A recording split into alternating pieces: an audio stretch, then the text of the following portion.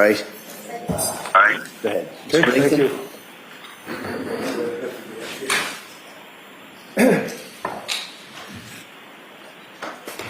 All right, Doctor, can you hear me? Yes. Excellent. Tell us again your name for the record, just and spell the last name. The last name is P-A-I-L-L-I-N-P-R-E-S-N-I-C-K. All right, and you're going to have to speak a little slower, only because of the microphone. Okay. Tell us your background, sir. I know you're a physician. Tell us your educational background and your work history. I am a forensic psychiatrist, and I received a bachelor's degree in psychology in 1959 and a medical degree in 1963, both from Case Western Reserve University in Cleveland, Ohio. I then had a 1-month internship in a military hospital in Texas, and then I came back to University Hospitals of Cleveland, where I completed my residency in psychiatry. And do you have... Go further? I'm sorry, go ahead.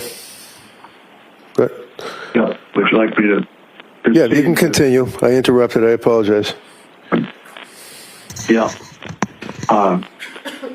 I have remained at Case Western Reserve University as now a full professor, and I've also become interested in forensic psychiatry, that is, that aspect of psychiatry which relates to legal issues such as this case.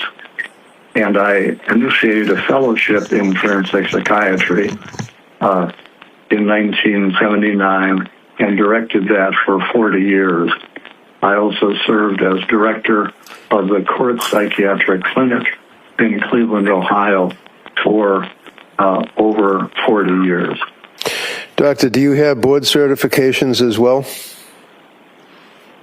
Yes, I'm board certified in psychiatry, 1971, and board certified in forensic psychiatry, 1979.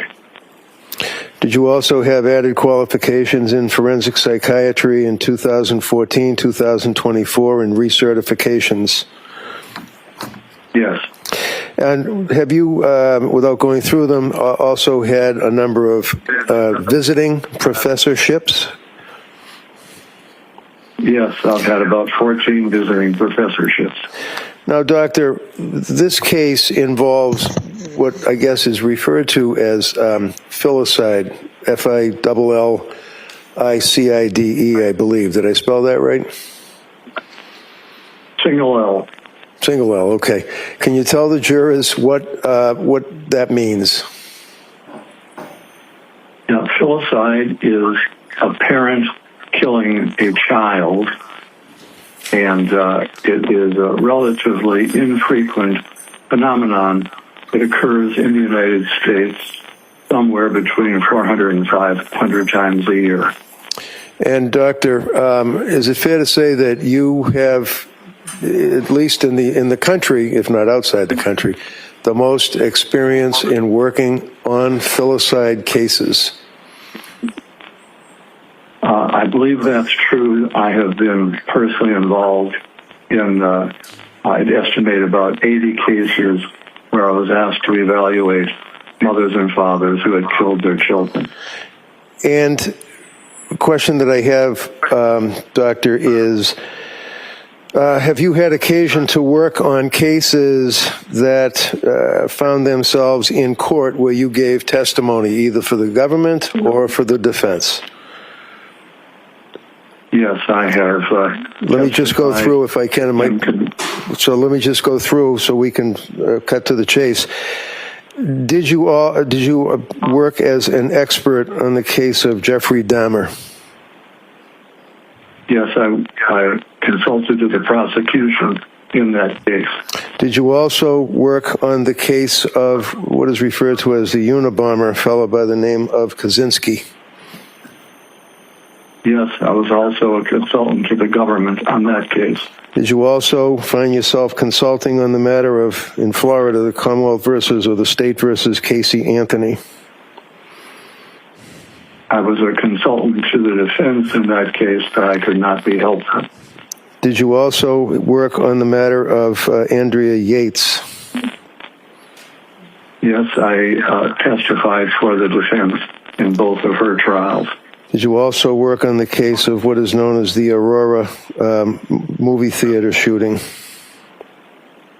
Yes, I was a consultant to the prosecutor in that case. Did you also work on the case involving the Oklahoma City bombing courthouse? Yes. Again, I was employed by the government in that case. And in addition to those cases, did you also, in your practice, consult with the defense as well as the prosecution on a number of homicide cases, many of which involve filicide? Yes, I have. All right. In the course of this case, sir, did I reach out to you and ask if you would assist me in evaluating Lindsay Clancy? Yes, you did. And can you tell the jurors when and for how long you would actually interview, whether it would be Lindsay, whether it would be third-party contacts? Just give us an idea as to how you evaluated her. Yes, about 4 months after the crime, I did a personal evaluation of Lindsay and her parents to gain information, and I spent 3 hours interviewing her on that date. And how long did you spend interviewing third-party contacts of her parents? An hour and 50 minutes. And this would be in May of 2023? That's right. Where did the interview take place? The interview took place at Duxbury Hospital. Would that be, is that a hospital facility that's a mental institution in the town or city of Tewksbury? Tewksbury, yes. And Lindsay actually came and was living in Duxbury at the time of the incident, is that correct? That's correct. All right. So can you describe for us, without getting into any statements that she made to you, tell us about the circumstances. How did she appear to you physically, and how was she able to answer your questions? Just tell us what her appearance was, her mood. Yes. Well, first of all, at the time, of course, she had suffered major injury and was paralyzed, so that was the setting. So during the examination, she did not have control of the lower part of her body. During the interview, she appeared somewhat matter-of-fact, but at the time she was still grieving. The nurses told me that she was crying daily about the loss of her 3 children, and she was also medicated at that time. She was fully cooperative and gave me a detailed account of her recollections of the critical events. Did you make an observation of her affect? Did she appear to have what you refer to as a flat affect? Yes, she did have, or I would call it a blunted affect. That is, her emotions were not as you would expect. Her feeling tone was muted. Muted? Is that what you said, muted? Muted. Okay. Yes. Now, Doctor, in the course of evaluating this case, and again, in the interest of time, would you agree that you had a chance to review a number of items to assist you in your evaluation? I reviewed extensive records in this case, both records referring to Ms. Clancy's mental illness, how it developed, who her treaters were, and then also I was able to evaluate records after her conduct. And that would include police reports, Extensive police reports, yes. grand jury testimony, Yes. photographs, Yes. videos, Yes. medical records from healthcare providers such as Dr. Tufts, nurse practitioner Gelada, and McLean Hospital.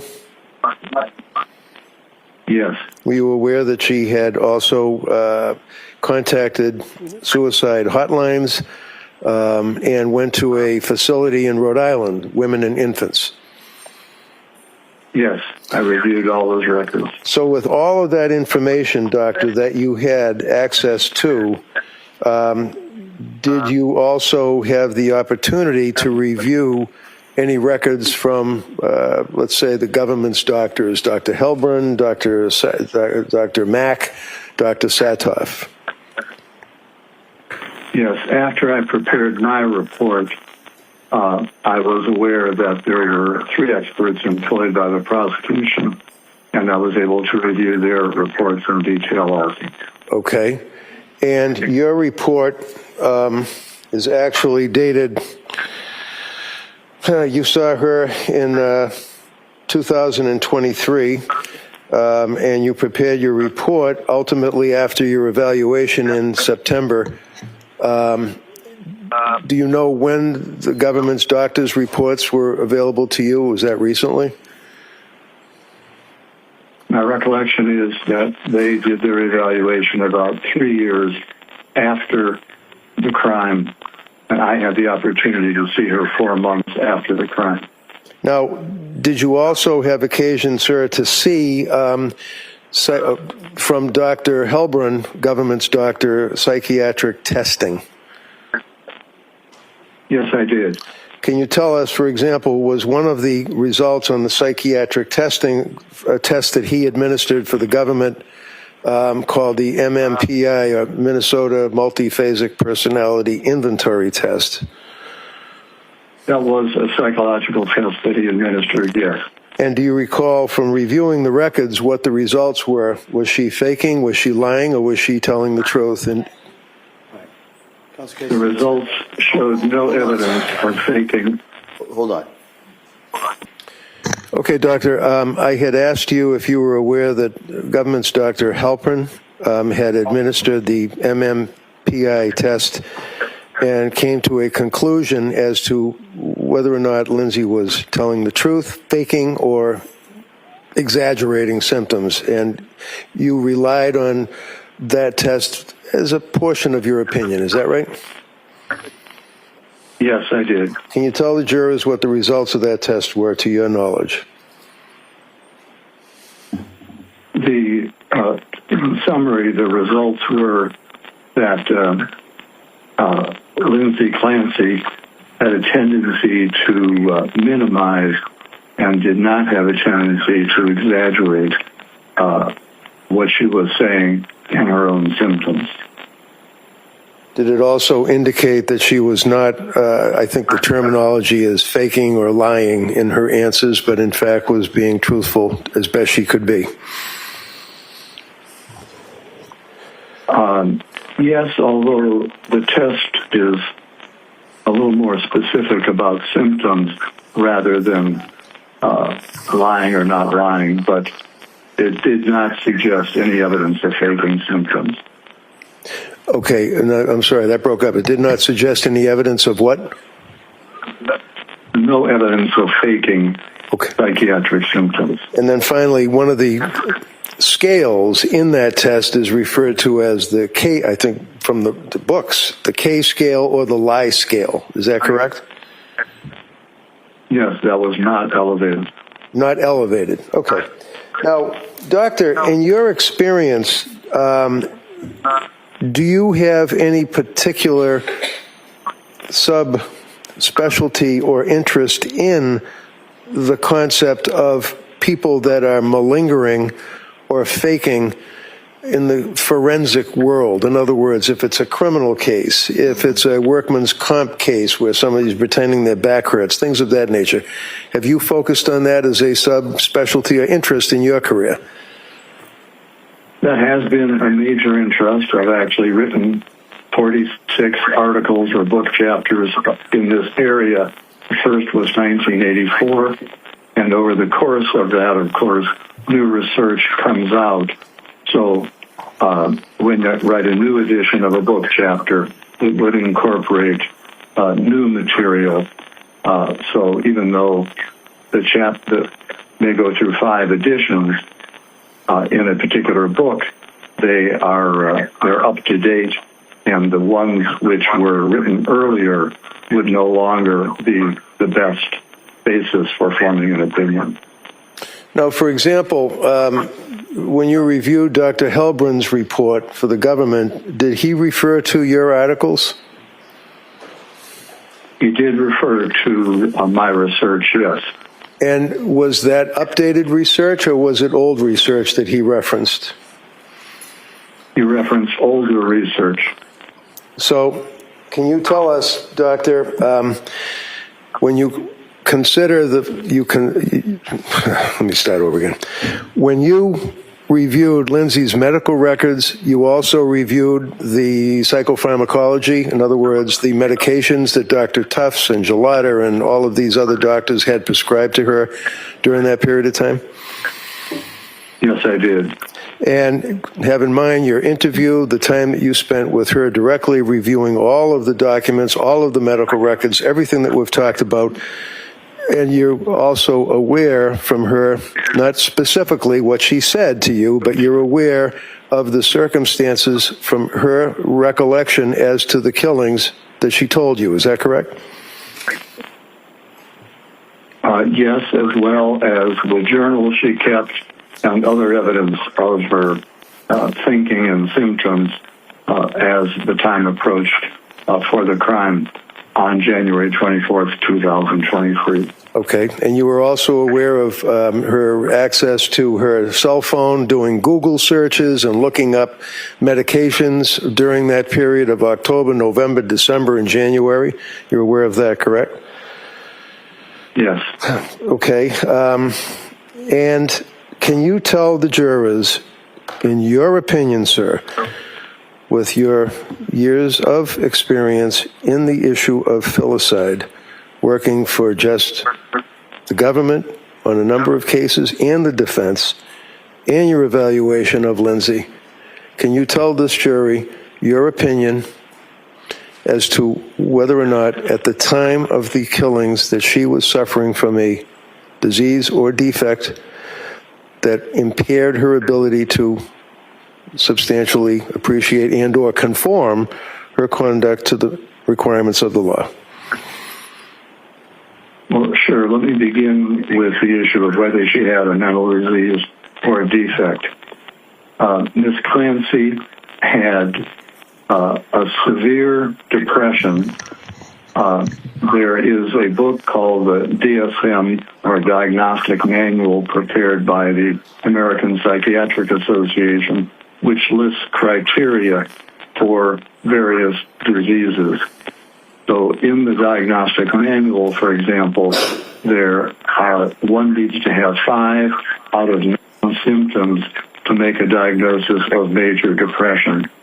And Ms. Clancy, as she approached the date of the crime, actually had 7 of the 9 symptoms and was severely depressed. So that, in addition to that, she had some earlier evidence of what's called a mild mania, and that fits together in what's called bipolar 2.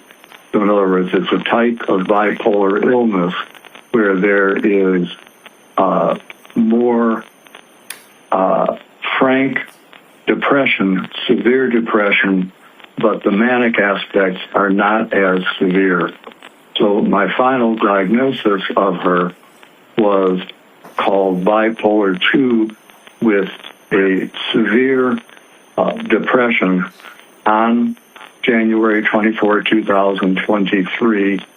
And from reading the reports of all the experts that will be testifying, no one failed to diagnose a major mental disease on the day of the crime.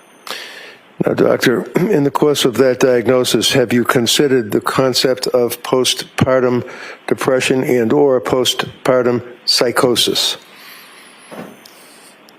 Yes. And can you tell the jurors how that... First of all, I'm sorry. Can you tell the jurors how that factors into your diagnosis and opinion?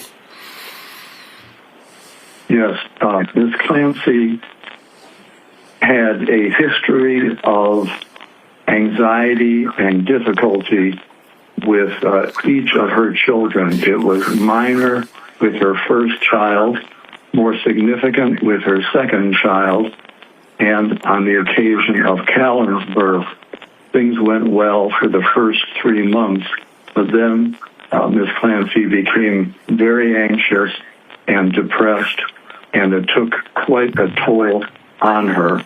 And I believe the jury has heard from various treaters, such as Dr. Tufts and Nurse Gelada and others, and her own anguish about how depressed she was, where she actually felt she couldn't function, her brain was damaged, she would never be the same. So she definitely met the definition of a major depression as well as this bipolar phenomenon. Now, with respect to the postpartum aspect, since Ms. Clancy's symptoms began within 3 months of Callan's birth, that would be considered a postpartum onset. Then, of course, she had considerable difficulty over the next 5 months, and at the time of the crime itself, on January 24, 2023, Ms. Clancy was frankly psychotic. So in that sense, she had a postpartum psychosis. It's actually not frequent to have a postpartum psychosis 8 months after a birth, but it does occasionally occur. And so what I can say is whether it is the classic postpartum psychosis or not, with the postpartum onset and frank psychosis on the day of the killing, I would label that a postpartum psychosis in the sense that it was a postpartum onset and she was clearly psychotic on that day. And Doctor, when a person is psychotic or involved in having a psychosis, in your opinion, are they able to appear normal, quote unquote, communicate with people, drive a car, things of that nature? Well, let me say there that Ms. Clancy herself did her best to not reveal the extent of her depression. She was frank with members of her own family. Her sister, her mother-in-law were aware of how anguished and depressed she was. But with more casual friends, she tended not to show the extent of her depression. I'm not suggesting that she was, although psychosis can indeed wax and wane. For example, on the day of her crime, I'm not suggesting that she was frankly psychotic every minute. She was functioning. In fact, she said she was having a better day than other days, and she actually went out and made a snowman with the kids, visited with, took Cora to a doctor for the 5th birthday checkup, and was functioning at a level that was not frankly psychotic until she had a command hallucination while her husband, Patrick, was out doing a couple of chores. And can you tell us, Doctor, what, in your opinion, what a command hallucination is and how it fits, if you will, in a diagnosis of psychosis. Yes. If we take, first of all, a hallucination is simply hearing a voice, and the voice can be benign or it can be more malignant. So a voice may just simply say, open the window. About 1/3 of voices are called command hallucinations. That is an instruction to do something. And the majority of those commands are benign. So it might be open a window, get a glass of water.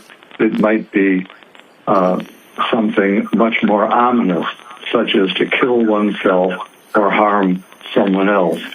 Those are dangerous command hallucinations. Now, in Ms. Clancy's case, she had not only a command hallucination on the day that she killed her children, she had what is known as a delusion of influence. That is, not only did she hear a command, but she felt that her body was taken over by an external force where she was in a dream state and did not have control of her own body. It was almost like she was a puppet and someone else was pulling the strings. Yeah, hold on a second. Counsel? Members of the jury, I want to give you an instruction at this point. I'm going to go into this also a little bit later when I give you the full instructions at the end of the case. But you are not to consider the defendant's statements to any psychiatrist or psychologist as establishing the truth of any facts that are contained in that sentence, in those statements. All right? The defendant's statements to any psychiatrist or psychologist for purposes of evaluation cannot be considered by you as evidence of premeditation, extreme atrocity or cruelty, or specific intent to kill. Such statements are admissible only as they relate to the basis for the doctor's opinion of the defendant's mental condition. All right, and I'll go into that a little bit later. Okay? Go ahead, Mr. Riggs.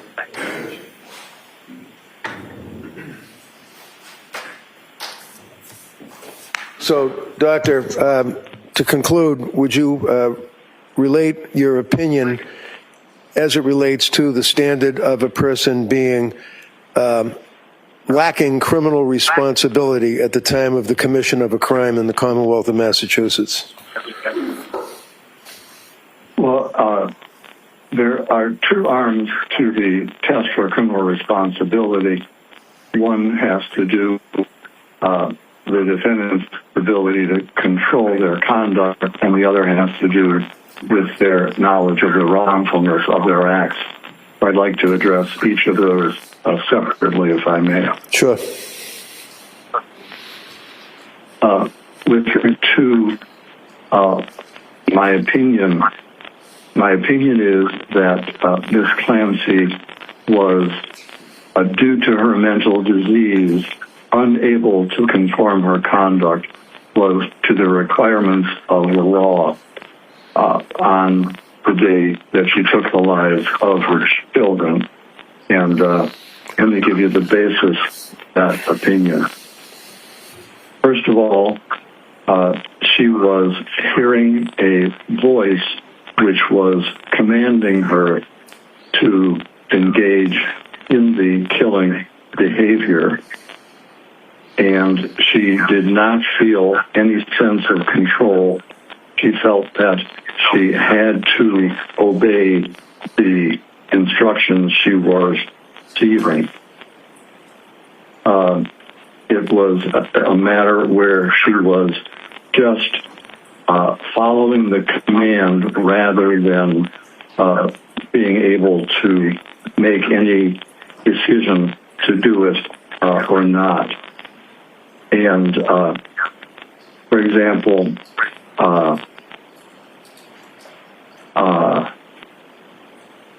I asked Ms. Clancy. No, you can't say what you talked, Doctor. You can't. You cannot say what she told you. All right. Okay. All right. I will not do that. Let me just make sure I'm covering other aspects of this. The second evidence that she was lacking control is the fact that she made a severe suicide attempt, also based on the command hallucination that she heard that day, so that she not only cut her throat and jumped out of a window, she very much wanted to die. Now, in my research on women who kill their children, I've divided the motives into 5 categories, and I want to look at how Ms. Clancy did to those motives. So tell us the 5 categories. Yeah, the 5 categories are: first, altruistic filicide. What does that Secondly, mean? What does that mean, altruistic filicide? Altruistic filicide occurs when a murder is committed out of love rather than hostility. It is an effort on a mother's part to do what is best for the child. They may believe the child is, they may have a delusional belief the child is about to be tortured in their delusional mind, and they take their life in doing what they believe is in the best interest of the children based on their delusional idea. Altruistic filicide also occurs when a mother may plan to take her own life, and in her psychotic thinking and severe depression, it is distorted, and she may believe that the child will be worse off if she remains alive. So, for example, in Ms. Clancy's case, she believed that, as the jury has already heard, she was obsessional about caring for her children. She consulted with others at work to try and do exactly what was right for her children, and she believed that if Ms. Clancy took her own life, her children would be in terrible shape, and in her mind, she believed that she would be doing her children a favor by having them go to heaven with her rather than remain on earth without her doing the mothering. Her mind was very distorted like that. Okay. So if you could just tell us the other titles of the other 4 types that you were referred to. Just tell it without getting into detail if they don't apply to Ms. Clancy. All right.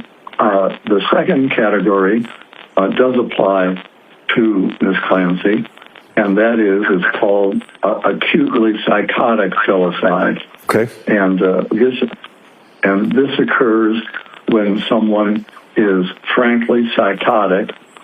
They may have delusions or hallucinations. They're out of touch with reality, and rather than having any rational motive, they're simply acting on their psychotic beliefs. So those 2 both apply to Ms. Clancy. The other 3... Okay, go ahead. I'm sorry. Go ahead. No, that's right. Just give us the other 3, the captions of them. The other 3 which do not apply, one is called child maltreatment, in which a parent may shake the child to death or throw a child against a wall in an abusive manner. The next category is unwanted child, where someone, just for their convenience, the child is a burden, and they kill the child for that motive. And the final motive is spouse revenge filicide. That is, someone hates their spouse so much that they're willing to sacrifice the child as a way to punish the spouse. And the 3 latter categories clearly do not apply to Ms. Clancy. She loved her husband, respected her husband, had a good marriage. She never spanked or ever abused her child, and all of her children were wanted. In fact, she planned to have a fourth child. So those three categories clearly do not apply. If I can explain how the two categories did apply, I've already mentioned that Miss Clancy believed that a distorted belief that her children would just be miserable, and she could not imagine them continuing to exist and have a decent life without her being there as a mother. And so in that sense, she did what she believed was morally right, even though she understood that ordinarily killing a child is against the law. She believed that she was doing what was right for her children with her distorted, psychotic thinking about the children's need for her. And then with respect to the second category of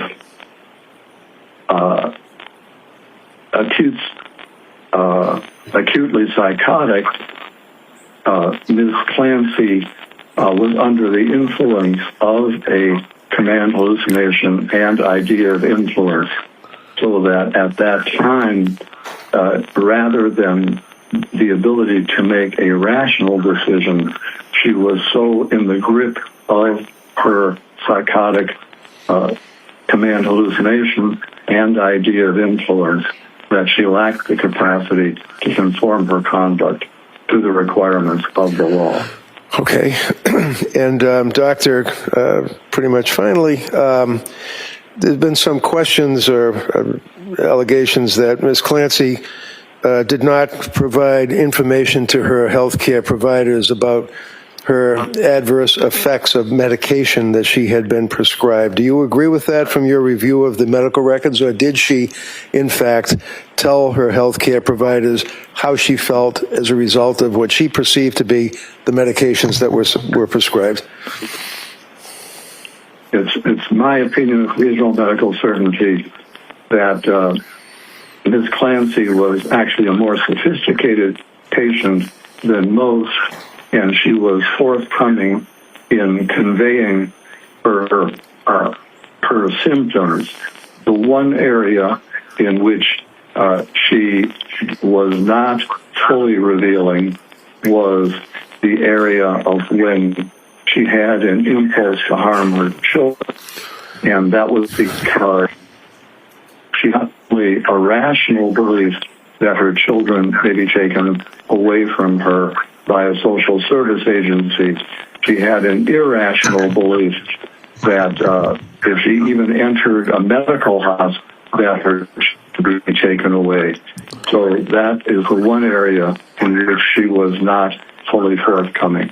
Now, Doctor, in your experience, do you find that many women that are caretakers of children postpartum, after the child is born, that are having these intrusive thoughts and having these dark thoughts are in fact afraid of reporting them because of that very reason that you're talking about? Sustained. Yes, as a matter of fact. You can't answer that. Phrase that. Okay.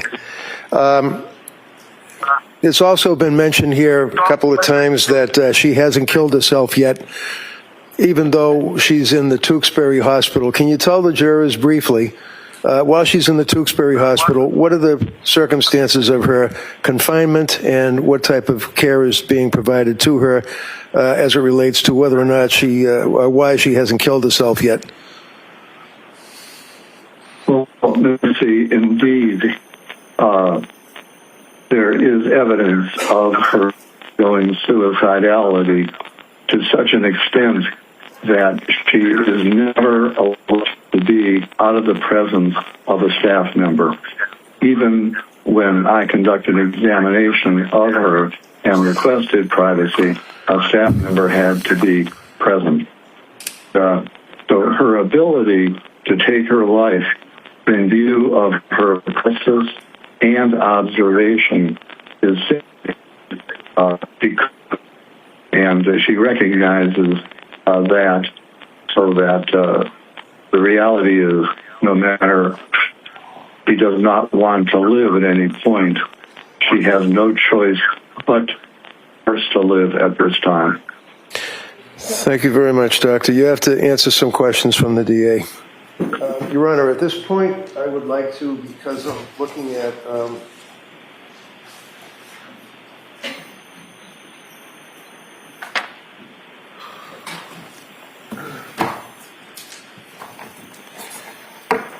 yeah, 40-page resume, so I'd just offer that if I could. Any objection? No objection. Okay, that may be marked. Thank you.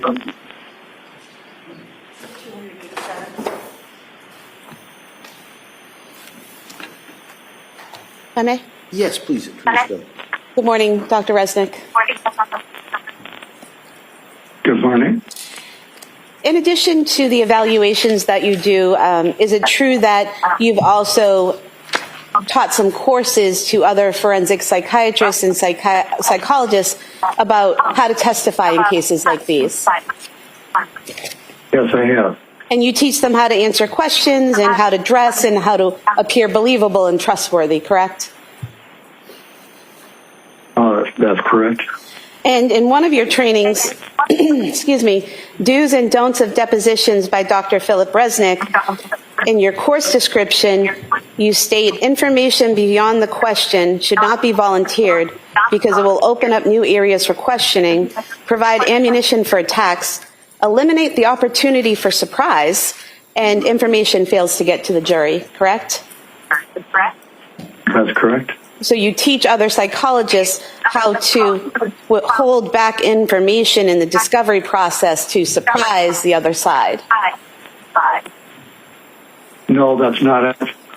And I'm not excited. Now, a woman who kills her child can have more than one motive, correct? Yes. And actually, the most common motive for women who kill their children is fatal maltreatment or child abuse, correct? That's correct. And in fact, most women who kill their kids don't do it due to mental illness, correct? That's correct. And in fact, there's a quote from you in an article, Child Murdered by Mothers, Patterns and Prevention, where you say, quote, more filicides occur due to fatal maltreatment than because of maternal psychiatric illness, correct? Correct. You also have written about parents having significant emotional devastation after killing their children, correct? Yes. And in fact, you've written in, it's a chapter 6 of Family Murder, Child Murder by Parents, in the Aftermath section, you've written, quote, these life events are likely to prolong the parent's depression. The anniversary of the children's deaths and exposure to things that remind the parent of it are likely to be upsetting, correct? Yes. Things like birthdays and holidays and the anniversary of the killings would all be something that would be upsetting, correct? They sometimes are, yes. Now, you've written a lot about malingered psychosis, correct? Yes. And malingering psychosis, you can have a mental illness and your malingering could be exaggerating those symptoms or saying you have psychosis symptoms when you don't, correct? That's correct.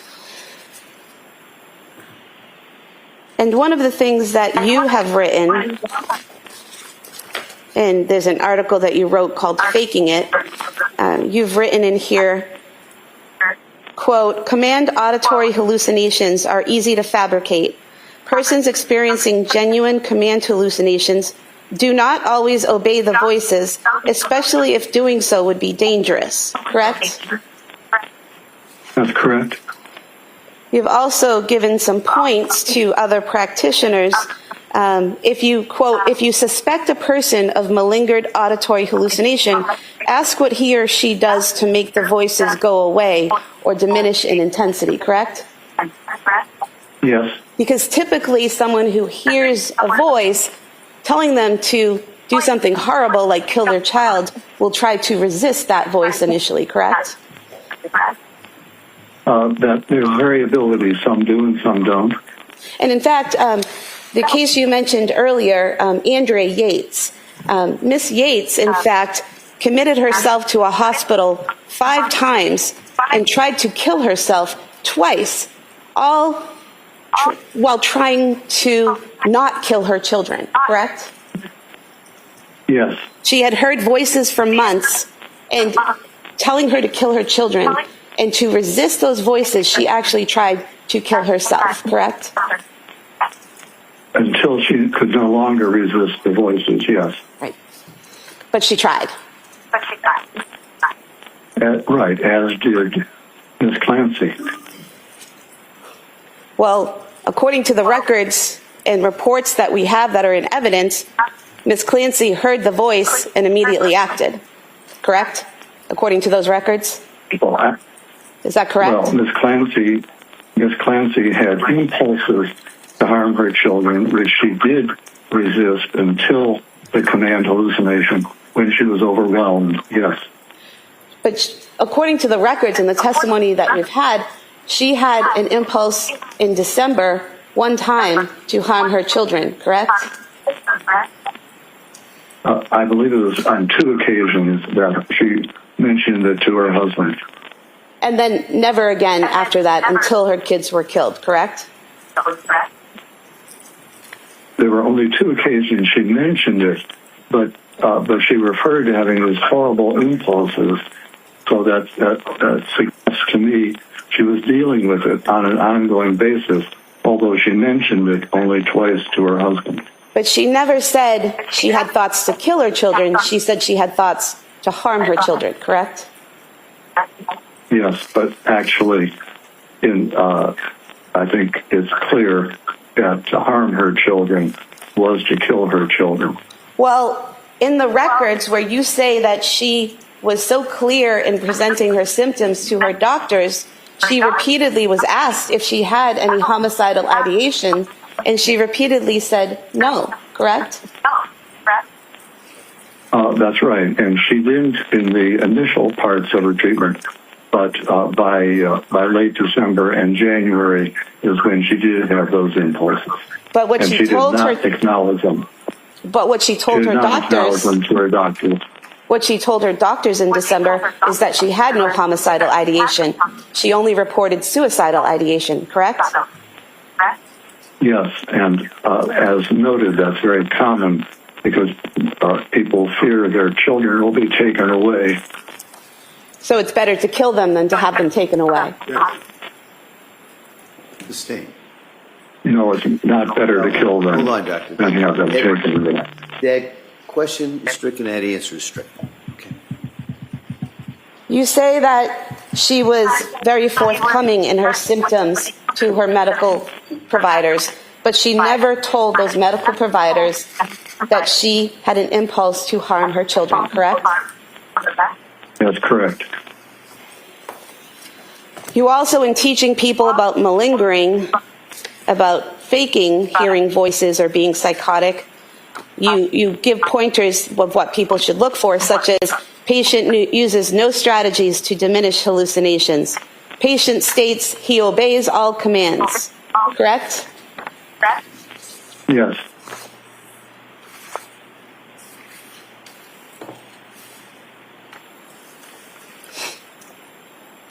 You also, in a podcast,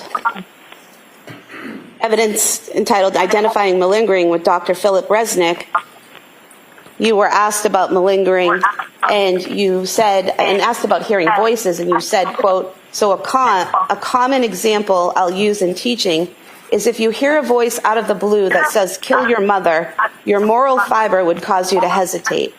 But if you have concurrent delusion that your mother is an evil wizard, you're more likely to act on that command hallucination, correct? Correct. And there's no evidence in the records or in the testimony that we've had thus far that Miss Clancy believed that her children were evil or that they were possessed or that there was any danger posed by them or to them by such forces, correct? Instead, Ms. Clancy. Well, it's a had yes or no a- question, doctor. No, go ahead. You can answer that. Instead, Ms. Clancy had the psychotic, distorted belief that her children would be better off in heaven rather than being motherless. So that was her psychotic distortion, coupled with the command hallucination. So she met the exact requirement you're referring to. And you believe that that was her psychotic delusion that they would be better off without her, better off in heaven without her, because according to your report, you could figure out no rational, non-psychotic motive for her to kill her children, correct? Yes. And so just because you can't figure out a motive or you don't know a motive or the person doesn't tell you a motive doesn't mean that there actually isn't a motive, correct? There was a motive. But that's not what I mentioned asked the you. motive I did not already. ask you about Miss Clancy. I said, just because someone tells you that they don't have a motive or you can't figure out a motive doesn't mean they didn't actually have a motive, correct? That's possible, yes.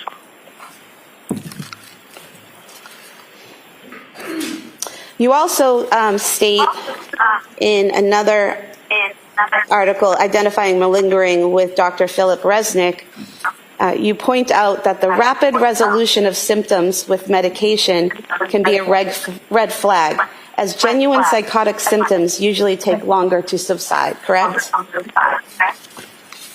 That's correct. Were you aware from the Tewksbury records that on page 1136 it says Ms. Clancy has been clinically stable since her admission. There have been no events of affective, cognitive, or behavioral instability since her admission, and that Ms. Clancy has not evidenced any challenges in accepting and conforming to the rules and standards.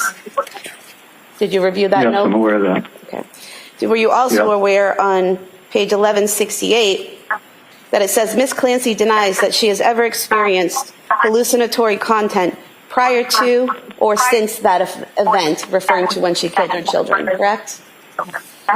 Yes. And you're aware on page 1170, it states Ms. Clancy presents with intact reality testing and no observable symptoms of psychosis.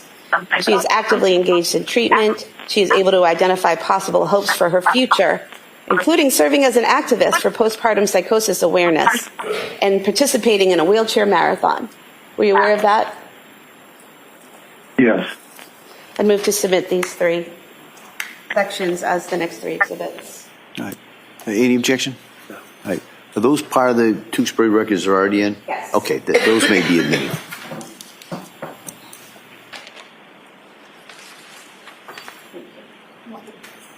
Yes, please.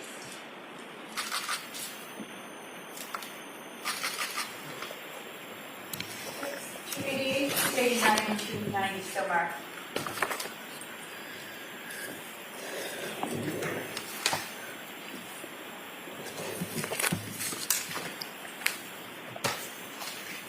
Doctor, you mentioned that when you interviewed Ms. Clancy, you spoke to some nurses who told you she had been crying every day, correct? Yes. Are you aware that in the Tewksbury records, in the one-to-one notes of people who watched her every minute of every day, there's no record of her crying every day? Well, when I saw her at 4 months, I'm not sure was she already, how long had she been at Tewksbury? Well, I'm not aware of that note, but my recollection is that she was observed crying. But there's no record of her crying at Tewksbury every day, correct? I have no knowledge of it. And you mentioned that during the interview, not getting into anything that she said, but her affect, her expressions, her emotions, you said that they were flat and blunted, correct? Yes. Do you remember the portions of the video where she smiled and laughed? Are you talking about the video of my interview? What was that? Are you talking about the videotape of my interview with her? Yes, yes, at the end of the video, do you recall her smiling and laughing? So does that open up the video? This is affect and behavior. That's an issue we could talk about over here. And probably something best raised on cross. Okay. I mean, on redirect, I'm sorry. And just getting into her affect and behavior, doctor. Yes. Yeah, that's not inconsistent with her affect throughout the interview, especially, for example, in talking about Well, not getting into how what she delighted talked she about, was with doctor. I'm not asking anything about what she talked about, just her expressions and her affect. Now, you mentioned that the Commonwealth experts saw Miss Clancy 3 years after you examined her, correct? I said it was 3 years after the crime. Okay. And you're aware that the Commonwealth was not permitted to interview Miss Clancy until after defense had filed a notice of their defense and we'd been given permission by the court to have our experts interview her, correct? Yes. And you're aware that did not occur until approximately 2.5 years after the incident, correct? Yes. Now, you mentioned that postpartum psychosis doesn't typically happen 8 months after a child's born, correct? Yes. In fact, typically it's within 4 weeks of a child being born, correct? Most often, yes. And you mentioned that her postpartum, Miss Clancy's postpartum symptoms began within that 3-month time frame of postpartum. Do symptoms have to occur within that 3-month period to be postpartum? Well, there's a wide range of definitions of postpartum. Some scholars in the area make it the whole first year, others 3 months, others 4 weeks. And in fact, her seeking help from a psychiatrist happened in September, which would have been 4 months after she gave birth, correct? Correct. You mentioned that Miss Clancy was able to hide her symptoms of depression from her friends, that she was open with some people, but she was able to hide those symptoms from friends and other people she interacted with, correct? Yes, hide the depth of her depression. And so she was able to control and conform her behavior to situations in which she did not want to show people how she was feeling, correct? Sure, very common.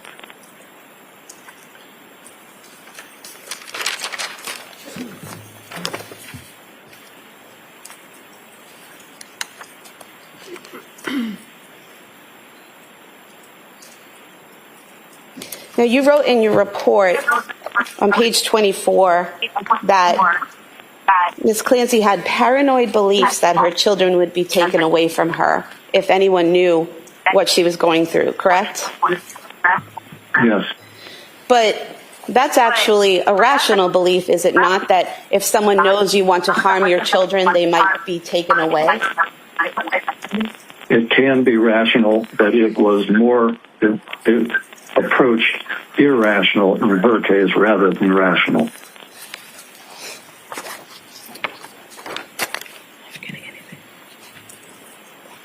I have nothing further. Your redirect? Bless you.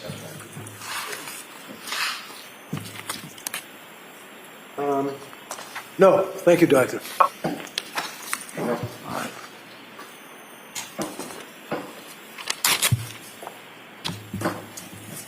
All right, so if we could turn off that. Thank you, doctor. Thank you.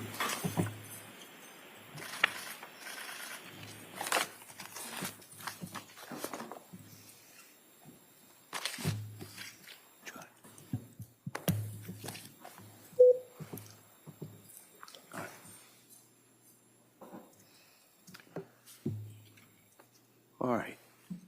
Reddington. Your Honor, Lindsay Clancy rests her case. All right. Attorney Sprague, does the Commonwealth wish to offer any rebuttal? Yes, Your Honor. All right. If you call your next witness, please. The Commonwealth would call Dr. Abram Mack.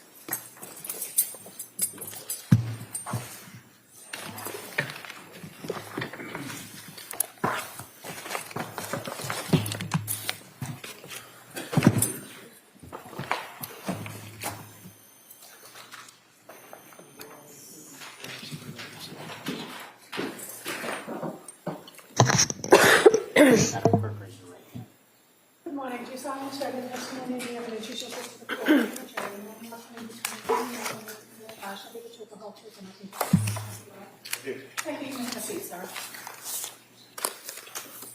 All right. Good morning, Doctor. Morning. All right. I just ask you to keep your voice up so the jury can hear you. And with that, Attorney Buckingham, please. Thank you. Good morning, sir. Good morning. Could you please tell the jurors your first and last name? Avram Mack. And would you spell your name for the record, please? Avram is spelled A, V like Victor, R like Robert, A like Apple, M like Mary. And I'm just going to ask you to speak in a loud, clear voice. And if you need to kind of push closer to the microphone, that might help. I will. Thank you. What do you do for work, sir? I'm a psychiatrist. And how long have you been a psychiatrist? After training, I've been a psychiatrist for 22 years now. And can you tell us a little bit about your educational background? Sure. I went to the University of Michigan College, Cornell University for medical school. I was here at the Brigham for residency in psychiatry. And then that was followed by a fellowship in child psychiatry at Columbia University and a one-year fellowship in forensic psychiatry at New York University. And what do you do now? What's your area of practice now? I'm a psychiatrist. For all these 22 years, I've been serving in a lot of different roles. Currently, I'm a professor of psychiatry at Thomas Jefferson University in Philadelphia, and I see patients at a child hospital called Nemours. And so you, in your current practice, have a clinical practice, and you also do forensic psychiatry. Is that correct? That's correct. And do you have any board certifications? I do. And what are you board certified in? I'm board certified in psychiatry, child and adolescent psychiatry, and also forensic psychiatry. I had been board certified in addiction medicine by the American Board of Addiction Medicine, but they closed. So I don't know if I can still say that I'm board certified by them. Okay. And to what extent are you engaged in the forensic psychiatry? What areas of forensic psychiatry do you have you testified in? I've provided testimony in perhaps almost every area of forensic psychiatry, ranging from testamentary capacity of adults who engage in contracts, or appropriateness for adoption, or whether or not a person is competent, or if a person is criminally responsible. Now, in what areas of the country have you testified on those topics? Around the country. I'm not sure how many states I've testified in, but I've been engaged in reviews or investigations of cases in, I think, more than half the states. And what does it mean to conduct a forensic evaluation in psychiatry? Well, it can mean a lot of different things depending on the question that's being asked by a court or other authority. Sometimes there are statutes that you as the forensic psychiatrist need to try to answer a particular question that a statute requires. Or sometimes it is a matter of giving an opinion, say in a civil case, where it's your understanding of, say, the degree of harm that the person has experienced. Sometimes great, sometimes not so great. And you, in your experience, have testified as a forensic psychiatrist in both civil and criminal matters, correct? Correct. And are you aware of a difference between forensic psychiatry versus forensic psychology? There are differences, aside from the fact that they're different professions, but they both cover mental health. There are different rules that apply to forensic psychologists in their carrying out their roles as psychologists. Now, when you mentioned that you have done some work and testified in matters regarding criminal responsibility, right? Correct. And you're aware that different states have slightly different statutes when it comes to criminal responsibility. Yes. And so in this case, you were asked to review the matter of the Commonwealth versus Lindsay Clancy, correct? Yes. And so in order to do that, did you review the statutes here in Massachusetts regarding criminal responsibility? Yes, I did. And can you tell us how it came that you were involved in this case? I was asked by the prosecutor's office to be involved as a psychiatrist reviewing the matter. And when you're asked or you're retained by either side in a case, a defense or a prosecution, what is the goal of the evaluation? Are you just trying to advocate for the side who hired you, or are you conducting an independent evaluation of the evidence? Overall. You can answer. Well, to answer your question, certainly the goal is to provide an independent evaluation, or one would also add to provide clarity and to say what can be said. In criminal matters, sometimes it's a very certain question that it's either a yes or a no. In other matters, it's not always necessarily a strict yes or a no. Now, in criminal matters where you were asked to conduct these independent evaluations, how do you approach it? What kind of information do you seek, or would you prefer to have in order to conduct the evaluation? Well, generally one starts with the statute and then tries to gather or review what information exists to understand the mental state of the person, if that's pertaining to the particular statutory question, and to understand the mental history and the mental state of the individual, and to see if that can be applied to the questions at hand. And so what types of records are you generally looking at when conducting a forensic evaluation for something like criminal responsibility? Well, one would certainly want to review psychiatric records if they exist. Ideally also to have examined the individual and to gather information, not only historical information from the individual, but to do, in that sense, an examination in real time. And that provides you the information, what we call a mental status examination. Okay. Other records are also important: medical records, educational records, and other records that describe the individual. And when we're talking about a criminal case, fair to say you review the entire criminal file too, right? Yes. And when you're doing these evaluations and creating a database of this particular information, are there any limitations to your opinion or evaluation? I'm not sure how you mean that. Well,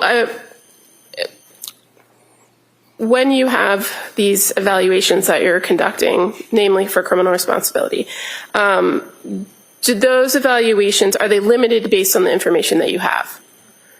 Meaning, if you don't have everything at the time you do your evaluation, is there kind of a caveat to your opinion? Well, when I write an opinion or state an opinion, it is based on the totality of the information that I have.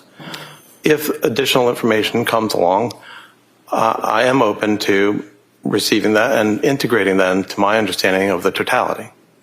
Now, when you interview the individual in these evaluations, the purpose of the interview or purpose of your contact with them is not to provide treatment, correct? Correct.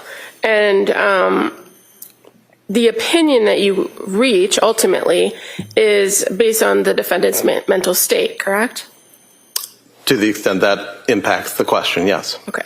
Well, when we're talking about criminal responsibility, you'd agree that's the kind of the central issue, is the person's mental state at the time of the alleged offense, correct? That's correct. Okay. So in Massachusetts here, with the question of criminal responsibility, are you aware of what the standard is? Yes. And what is it? Well, it uses particular language based on a common concept throughout the country called the McNaughton standard. And I could read to you the specifics of the language, but effectively it refers to two pieces. Well, actually starts with three. One is, did the person have a mental disorder at the time of the event? And then secondly, the two prongs speak to specifics about the mental state at the time. One being, and I would want to refer to the actual statute. Well, if we can, maybe we break that down for the jury. Yeah. So the first part of this for criminal responsibility is the question of, does the person suffer from a mental disease or defect, correct? Correct. Objection to the leading. Let's see if he knows. Yeah, if you just ask him. I can rephrase He's aware, that. and if you want to refresh his memory, you can. Well, you've already testified the first part of the analysis, and I think you used the terminology mental disorder. Yes, right? I did. And you're aware that a mental disorder is a clinical term. Yes. I'm sorry, I didn't hear that. I apologize. What was that? A mental disorder is a clinical term. The terminology mental disease or defect, are you aware that's a legal term? Okay. Okay. Well, so when you were conducting evaluations for criminal responsibility, Is that an answer? Yes. Said, I'm okay. sorry. Yes. Yeah, all right. when you're conducting an evaluation for criminal responsibility and you're trying to determine whether a person suffers from a mental disease or defect, do you look to mental disorders to see if that meets criteria? I would evaluate if the person has ever had a psychiatric or a mental disorder. And what kinds of tools do you have available to you to do that? Well, there are two tools. One is gathering of historical information, and the other is the information you gather from actually seeing the person face to face. And as a psychiatrist, that's something you do in your clinical practice all the time, right? Correct. Because one of the main things you're going to do is look to try to diagnose an individual. Correct. And so how do you go about determining that if a person has a mental disorder? In psychiatry, we make diagnoses in a descriptive manner. We look to see ways in which the individual has symptoms or signs of mental disorders or mental defects or psychiatric disorders. So in particular, one will start with trying to gather as much information as possible about what are the things that bother the individual. That may be their mood, that might be things that they get anxious about, that may be abnormal movements that they make. And that will also be aligned with understanding their medical condition, any medications that they take, any substances that they use. There's an array of information, sets of information that one gathers in that portion where you ask questions. But effectively, you're asking questions about symptoms. And one is trying to understand not just symptoms, but the degree of impairment that symptoms might be causing an individual. Okay. And do you work with any sort of tools that help you identify particular characteristics of symptoms associated with disorders in your field? Well, at times, individuals use scales or tests, which can be psychological tests or scales that ask particular questions. Or other times, you might use tests that are biological tests, like the person's brain waves, called an EEG, or laboratory tests. When you're talking about diagnosing an individual for any particular mental disorder, are there specific criteria for different types of disorders? Yes, there are. And is there a source that you use as a psychiatrist in order to identify the criteria for different disorders? We use a text called the DSM, otherwise known as the Diagnostic and Statistical Manual. It's currently in its 5th edition, or actually a revision was made of its 5th edition. And so that text, which is created and vetted by a large number of professionals, provides criteria for the different disorders, and these are known as operational criteria. In psychiatry, there aren't necessarily gold standards that you can use for diagnosis, like finding a bacterium or finding an anatomical tissue. So for the last 60 years, 70 years, psychiatry has turned to agreed upon definitions that are listed in the DSM. Okay. And you said it's not the end-all be-all, right, of diagnosing. You use your training and experience as well. but it's a tool that you use. Well, they are the criteria that one uses to make the diagnosis. It is not a guidebook for how to gather that information. It's not a how-to, but it is the standard. Okay. So now going back to the legal standard here in Massachusetts. So one part is the disorder, right? And you said there's a second part. Right. So the second part are particular criteria about the person's state at the time of the event. So one of them is they both utilize the verb to have retained, retained substantial capacity to know the act was wrong or against the law, and the other being retained substantial capacity to control or conform one's behaviors to the law.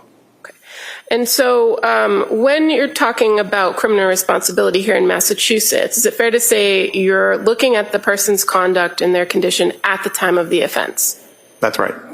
And the information that you're gathering in this overall evaluation, getting history and kind of looking at the person as a whole, is that helpful to understand the person's diagnosis when you're being asked this particular question?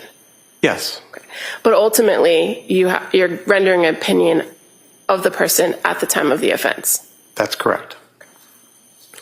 So in this particular case, you were provided a series of records and information regarding the defendant, Lindsay Clancy, correct? Yes. And can you just give us a general overview of the sources of information you had available to you? Generally speaking, there was the criminal file, as you mentioned before. And then in terms of medical or psychiatric records, there was the records from the hospital that she's at right now, the hospital that she was at right before, called Spalding, the hospital that she was at before that, which was Brigham and Women's. In addition, there was the medical records from outpatient treaters, and there was also the records from her admission to McLean Hospital. So overall, there were outpatient records, there were inpatient records. For the most part, those all correlated with her own care. Additionally, we received the pediatric records for some of the victims in this matter. And as I mentioned before, the criminal file. Okay. And in addition to the records related to the defendant herself, we also provided some other reports to review. I was. By other psychiatrists and psychologists? Yes. Now, you mentioned that one of the things that's useful in these evaluations is an interview with the person themselves, right? Yes. And did you engage in an interview with the defendant? I did. And when did that occur? I interviewed her on April 10th and April 12th of this year. And that's of this year in 2026? Correct. And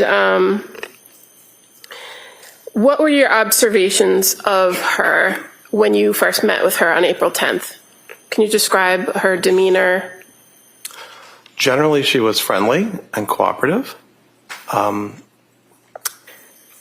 When you begin an interview with an individual that you're evaluating, do you conduct what's referred to as a mental status exam?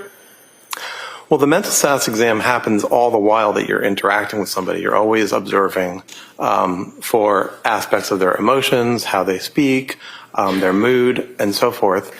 Sometimes there are directed aspects of the mental status examination where you are asking about particular cognitive capacities like executive functioning and attention and concentration.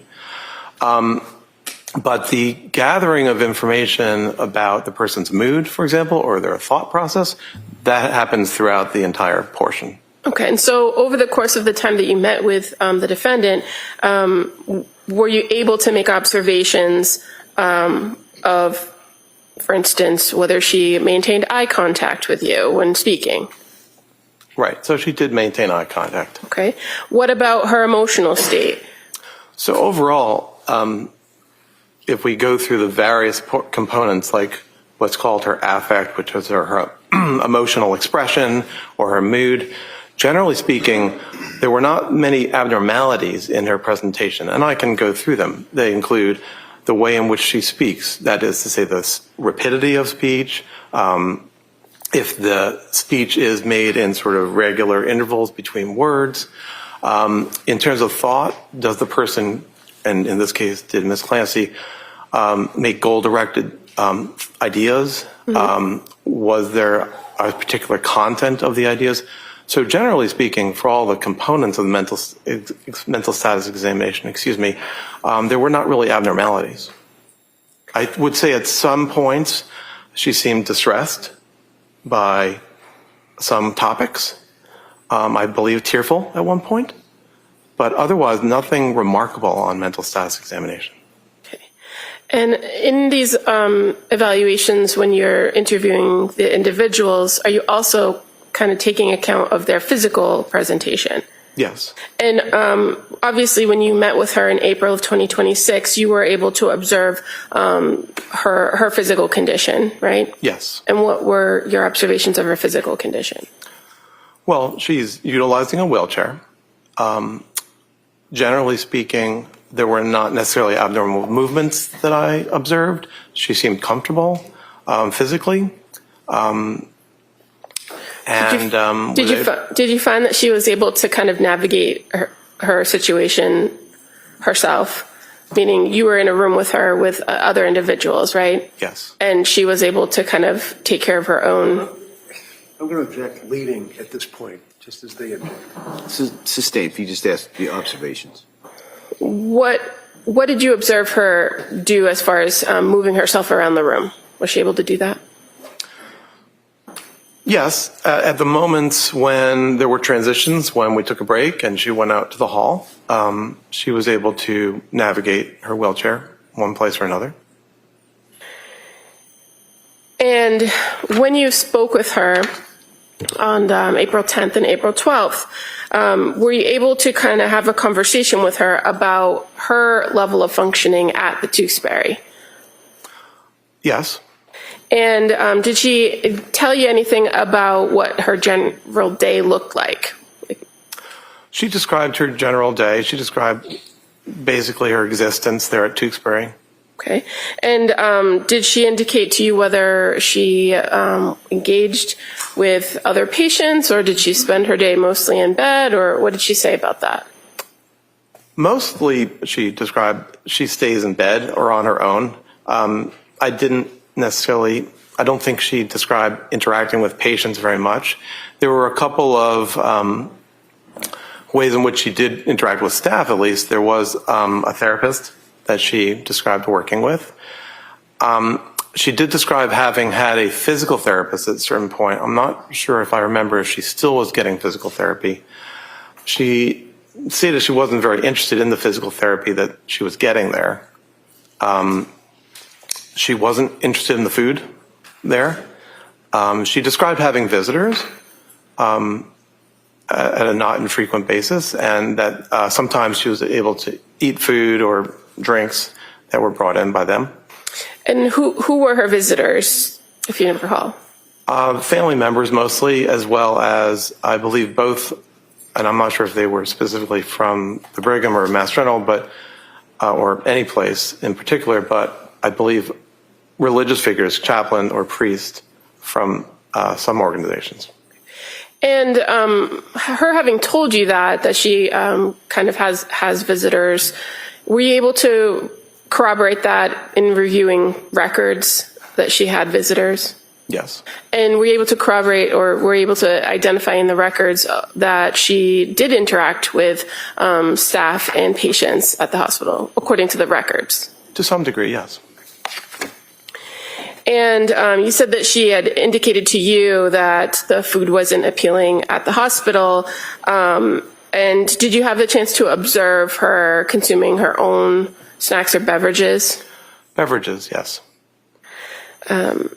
Now, did she indicate to you her level of attention to hygiene and grooming while at Tewksbury?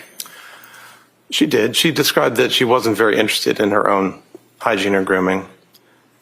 And were you able to later in the conversation speak with her about her ability to take care of her own daily activities like grooming?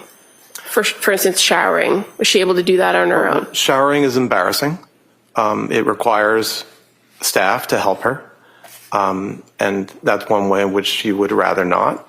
It may also be that she described a lack of interest, so it's both components. When you observed her, did she appear to be disheveled or not properly groomed in your meetings on April 10th and 12th? No, she appeared groomed sufficiently, and I believe her hair was combed and she was wearing neat clothing. Now, did she describe to you her thoughts or feelings about her current situation? Yes. And what did she say about that?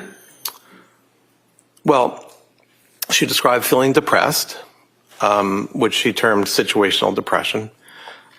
She described feeling, I'm not sure the exact term she used, but feeling miserable, not wanting to be alive. And Finish, please. If he's finished, that's fine, but don't cut him off. All right, yeah, that's all right. I'm sorry, doctor, were you done? Yes. Thank you. So when you were meeting with her, do you recall her indicating that she reported being devastated, Yes. that she was devastated and grieving by her current situation? Yes.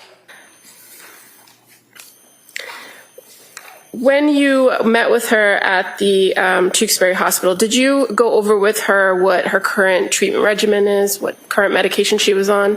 I did. Was she able to tell you what medication she was taking? Yes. And were you able to confirm that with the records, that that was an accurate report? Yes. So what medications, when you met with her in April 2026, was she currently on? Well, in terms of psychiatric medications, the main medication of note is olanzapine.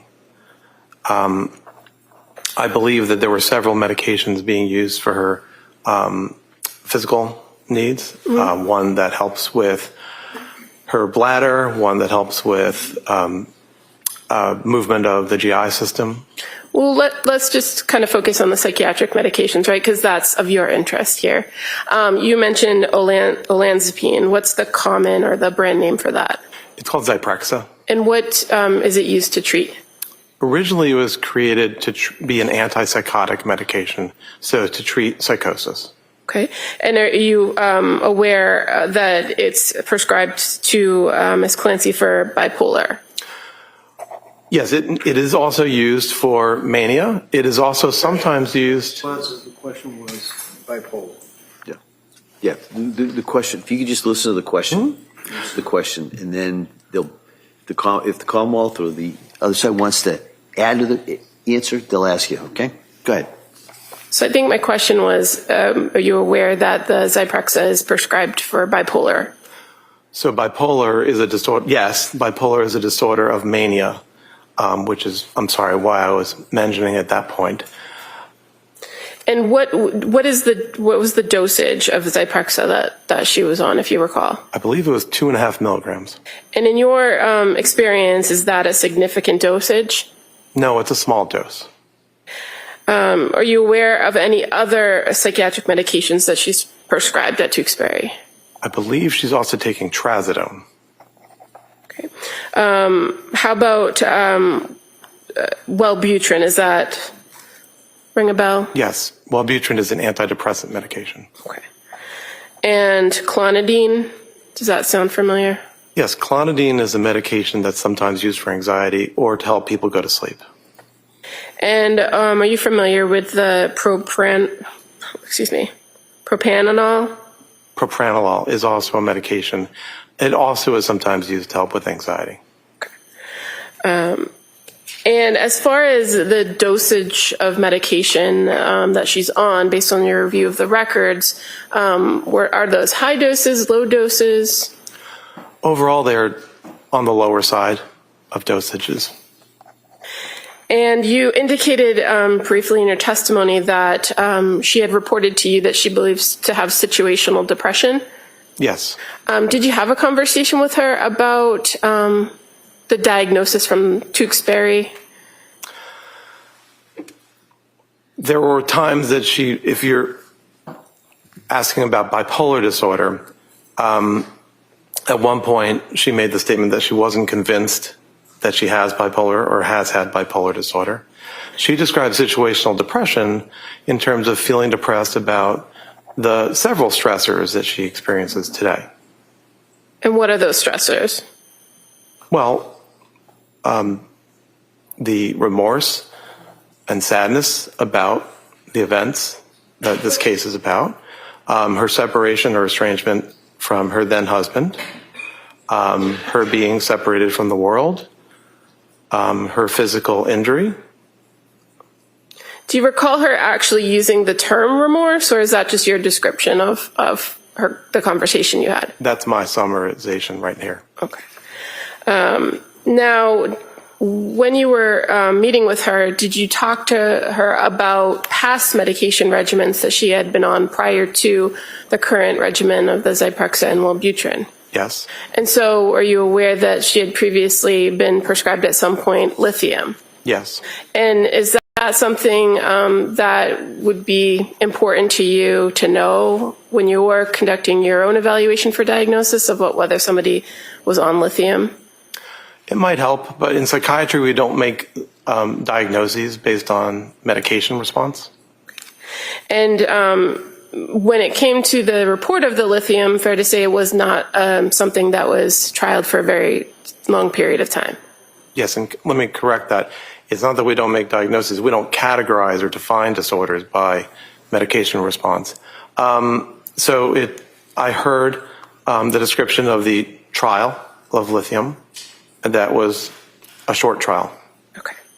And about her physical injuries, did you have a conversation with her about her understanding of her physical injuries? Yes. Do you recall whether she reported that she had any head injuries after January 24th? She denied that she had had a head injury. And was she familiar with the extent of her spinal injury? Yes. Meaning she was able to explain to you where the injuries occurred? And That's correct. were you able to review in your interview with her past psychiatric history? Yes. And did she have a significant past psychiatric history? Prior to the year 2022, she had not. She had been, over time, very hard driving, someone who tended to get anxious, and anxiety sometimes pushed her to achieve or to do things. There had been two short periods of depression or anxiety throughout her lifetime. In one, she had been prescribed antidepressant medication around 2 years before 2022, which she had not actually taken. She had tended to resolve her anxiety or depression through exercise and hard work. And when you say the two short periods, are you speaking of periods after childbirth? One was while she was in nursing school, and the other was after the birth of her second child. So you were able to have the conversation with her about nursing school and going on medications during that experience, right? Yes. And as far as the second episode where she described anxiousness and seeking medication, did she indicate to you whether she actually took medication? No, After she the had, birth. sorry. After the birth of her second child? She had been prescribed it, but she hadn't taken it. Now, based on your review of records and your interview with her, were you able to identify and learn some general information about her family history? Yes. Did she report anyone in her family suffering from any other mental illness in the past? No. So no history of bipolar disorder or prior depression? Correct. No such history. Did you also review with her her work history? Yes. And did you talk to her about whether there were any adverse events in her past that affected her? That is something I asked about. And also I was able to look at her records to try to elicit if there were any particular adverse events in her life. Did you find any? No. Evidence of any? And you said that prior to 2022, there hadn't been, or there was minimal psychiatric history, did you look at and talk to her about the period of 2022 from approximately September leading up to the events of January 24th, 2023? Yes, I did. So as far as going through that time period, you were able to review her medication history during that time? Yes. And fair to say there was a significant amount of medications that you looked at as far Yes. as what she was taking and what it was prescribed for? Correct. Did anything stand out to you in the timeline of her medication history that was significant in this case? Well, she was initially prescribed medication in September of 2022. She didn't actually start taking that medication, sertraline, until October. There were several different medications that were prescribed. It is not clear that she actually took every medication that was ever prescribed or that she necessarily took it more than 1 or 2 times. There was a period of trial on a second antidepressant called Prozac. There were various medications used to help her to sleep. And then there was a several week period of taking a medication called Seroquel or quetiapine. Are you familiar with that medication in your practice? I am. And is it fair to say that that medication has multiple functions, like most psychiatric medications? When you reviewed her history, what was the initial dose that she was prescribed for it? Just 25 milligrams. And what is a 25 milligram dose of Seroquel? What is that generally prescribed for? Well, it's often prescribed these days to help individuals to sleep. But Seroquel is also, like Zyprexa, a antipsychotic medication. It can be used to help people to sleep. It can be used to help psychosis. It can be used to help the treatment of depression. Okay. And as far as your review of the medication timeline for this defendant with the Seroquel, would the amount of time that she took the Seroquel have had any lasting effects biologically on her brain or her body?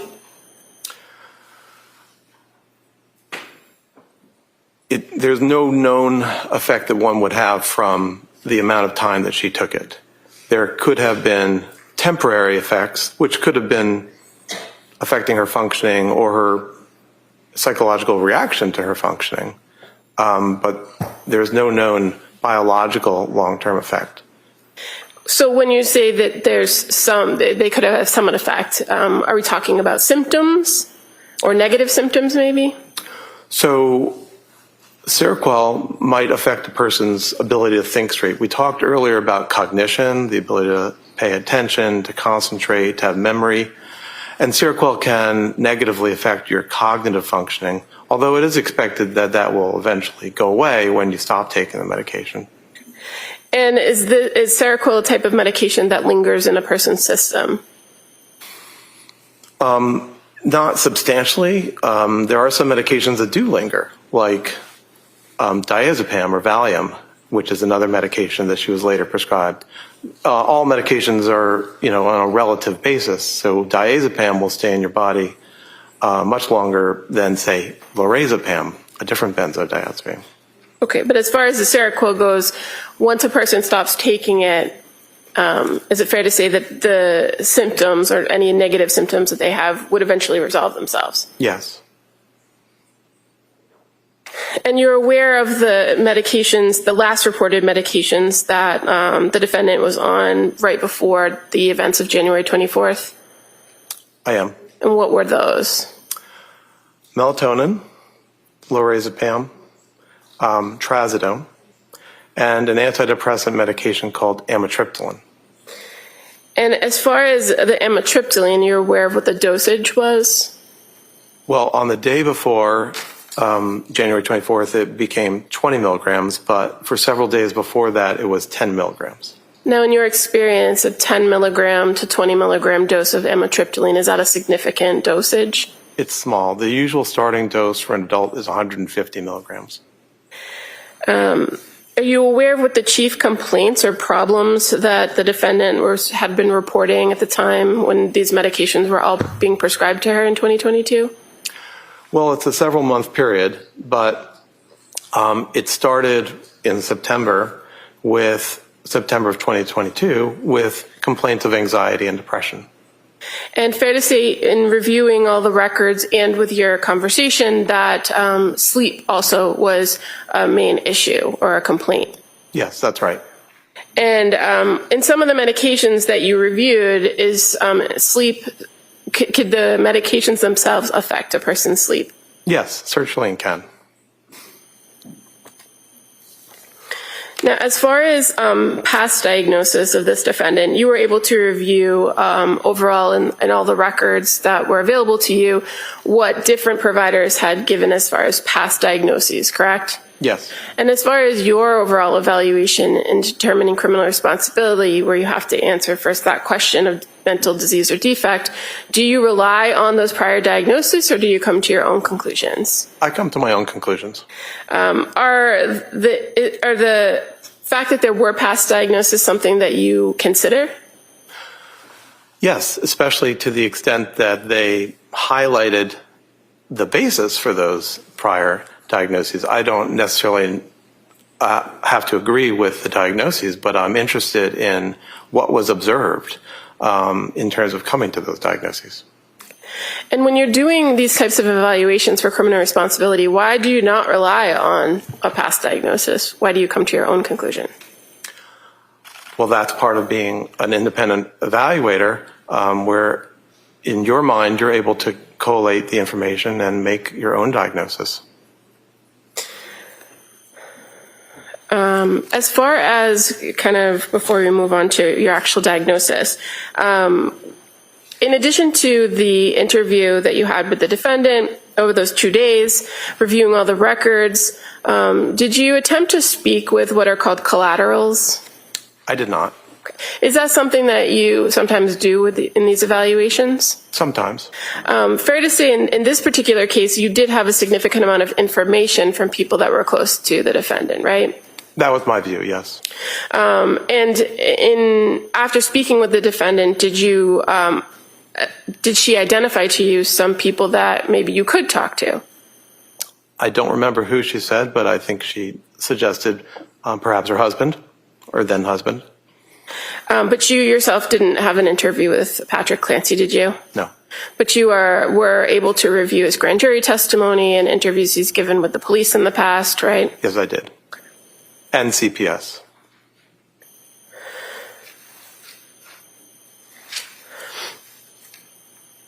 And as far as speaking with the defendant's parents or her sister, are you aware that attempts were made or requests were made to speak with them, but they didn't respond? I wasn't aware of that.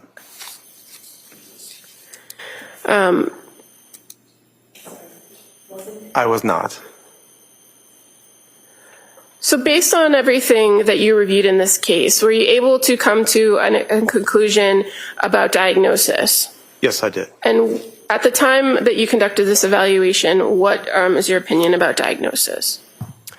My opinion about her diagnosis in the span from 2022 to 2023 is that she suffered from what's called a major depressive episode. That probably is a part of what's called a major depressive disorder, but the important point about it is the major depressive episode. What made you come to that conclusion based on her presentations? The information about her feelings and the progression of her illness highlighted that it was best represented by a major depressive episode. It's a condition defined in DSM-5 where an individual displays problems with mood, problems with feeling pleasure, feelings of guilt or worthlessness, problems with appetite, problems with sleep, preoccupation with death or suicide, poor concentration, poor energy, perhaps also what's called psychomotor agitation or retardation. So one doesn't necessarily need to show all of those, but as it is in the DSM criteria sets, one needs to have a certain threshold, and her history and her description of her experience, in my view, matched a major depressive episode. Okay. And you indicated that it was kind of a progressive thing from the fall into January of 2023, right? Yes.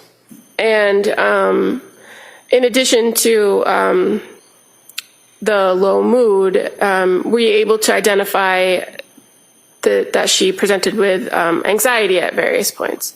Yes, very much. And did you also make observations of obsessive thinking?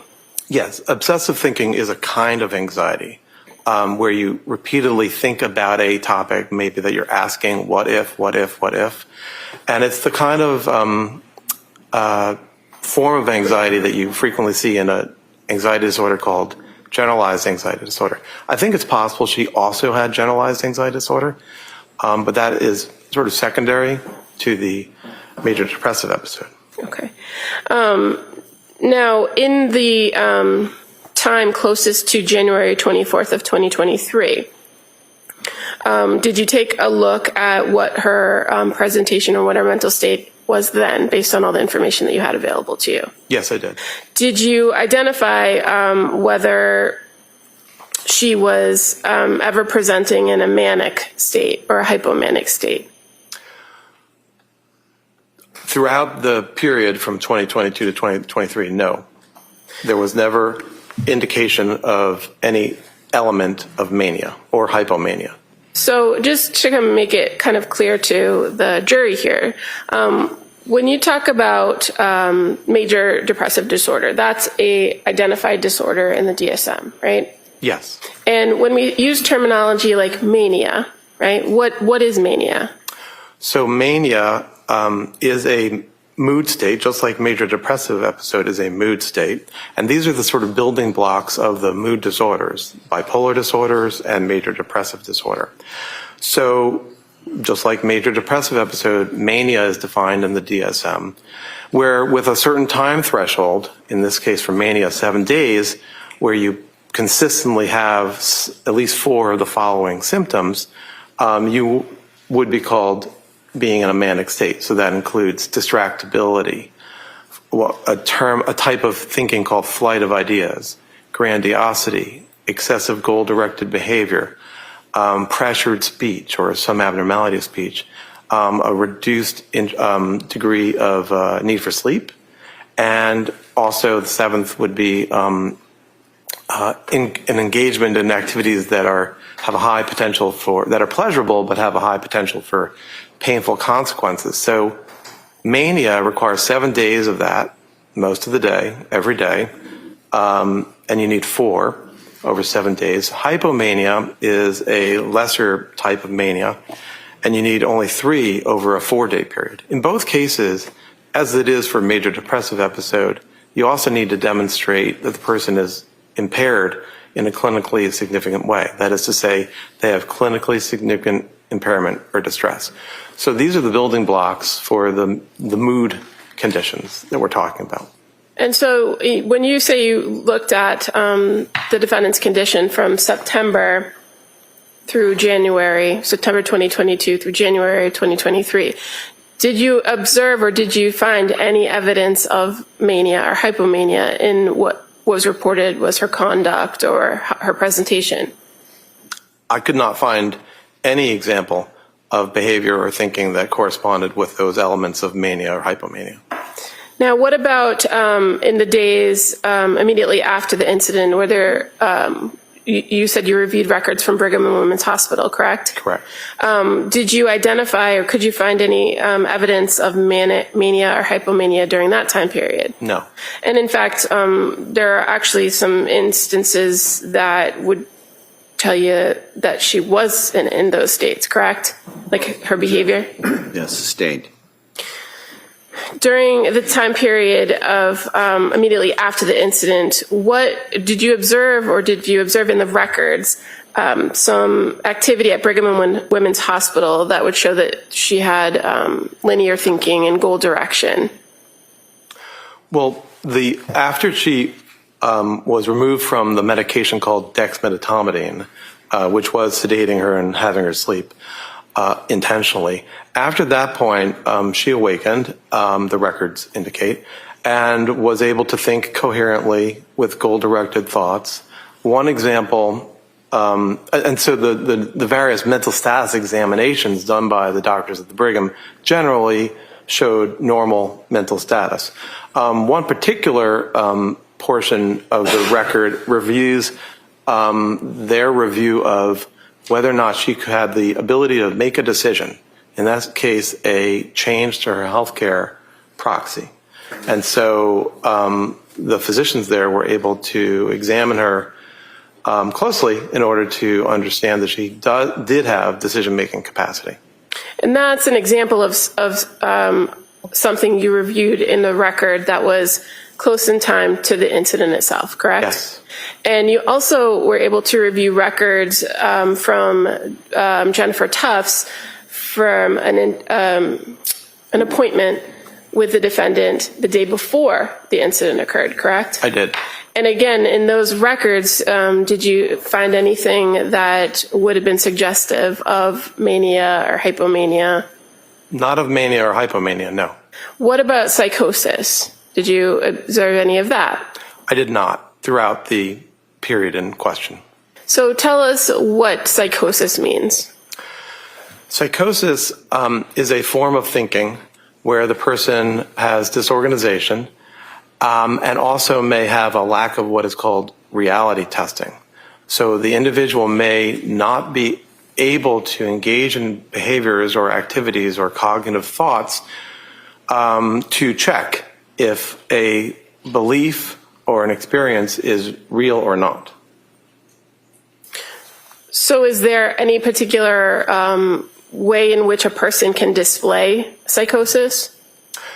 Psychosis can be displayed in many different ways. It can be based on the things a person says. For example, delusions are fixed, false beliefs that the individual has, and that they exist despite the person being told that that's not true or testing it with others. You also can at least suspect psychosis in the form of hallucinations, which are unreal stimuli that an individual experiences.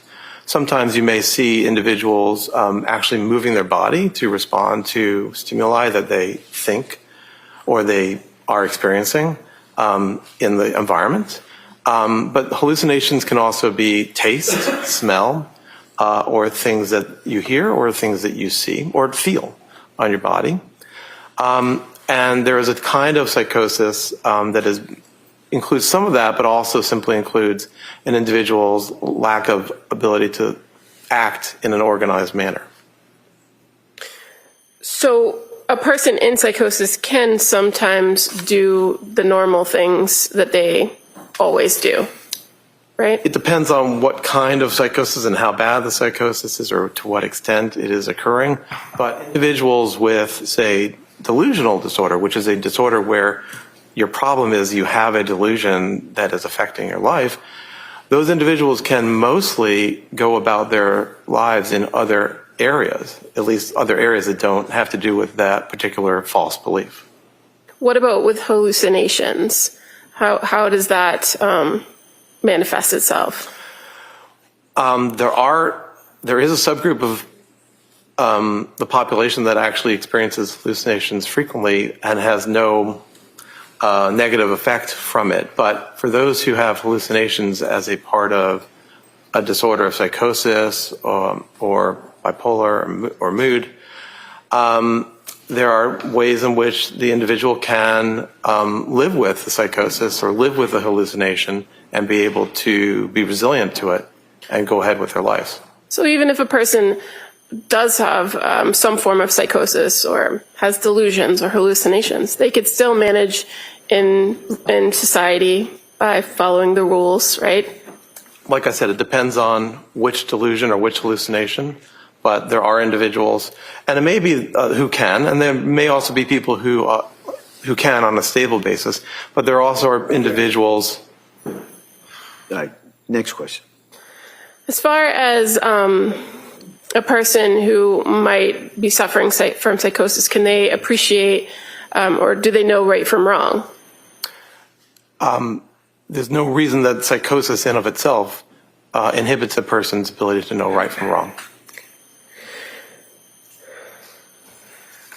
Now, as far as in this case with this particular defendant, you have identified that you believe it's a major depressive disorder, right? Yes. Did you consider other diagnoses? Yes. What about bipolar? Did you consider bipolar? I weighed whether there might have been bipolar disorder. And so why not for this defendant? Well, to be diagnosed with bipolar disorder, you need to have had a manic episode. That's at least for bipolar type 1. For bipolar type 2, you need to have had a hypomanic episode. And there's no information in the available record that displays either of those. So you can't diagnose bipolar disorder. Did you consider the fact that this defendant, or that there's been some indication of postpartum for the defendant? Yes. And did that affect your opinions about diagnosis? As I said before, in psychiatry, we diagnose based on the symptoms that the individual presents with. So in the DSM, in our manner of diagnosing, when you have discerned what is the prominent symptom that the individual is suffering from, that becomes the disorder that carries your diagnosis.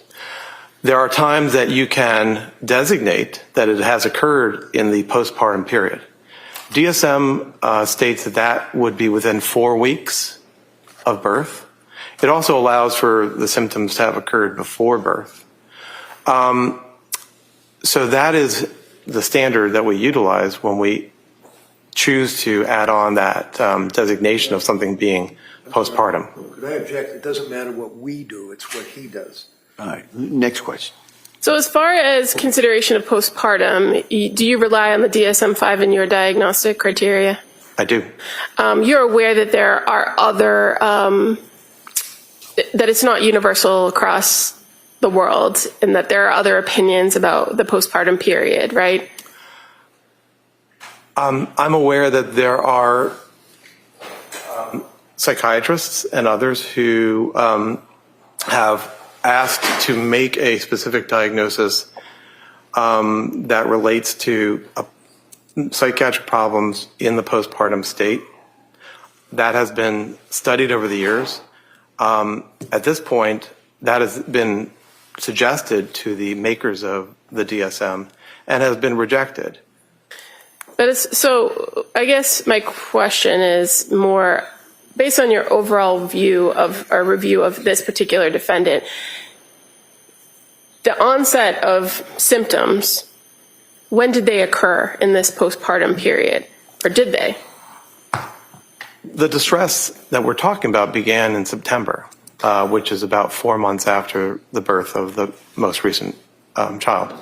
And so if you're relying on the DSM as 4 weeks postpartum for a lot of these illnesses, mental illnesses, then the defendant was well outside that period, right?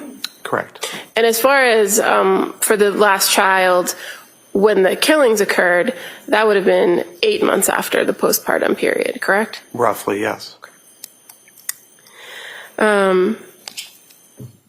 Now, in this case, you are aware of certain behaviors and thoughts that the defendant had that have been suggested as psychotic, correct? Yes. And did you consider those as potential psychotic features for this defendant? Yes. And so can you explain to us some of those potential features and what your opinion is about them?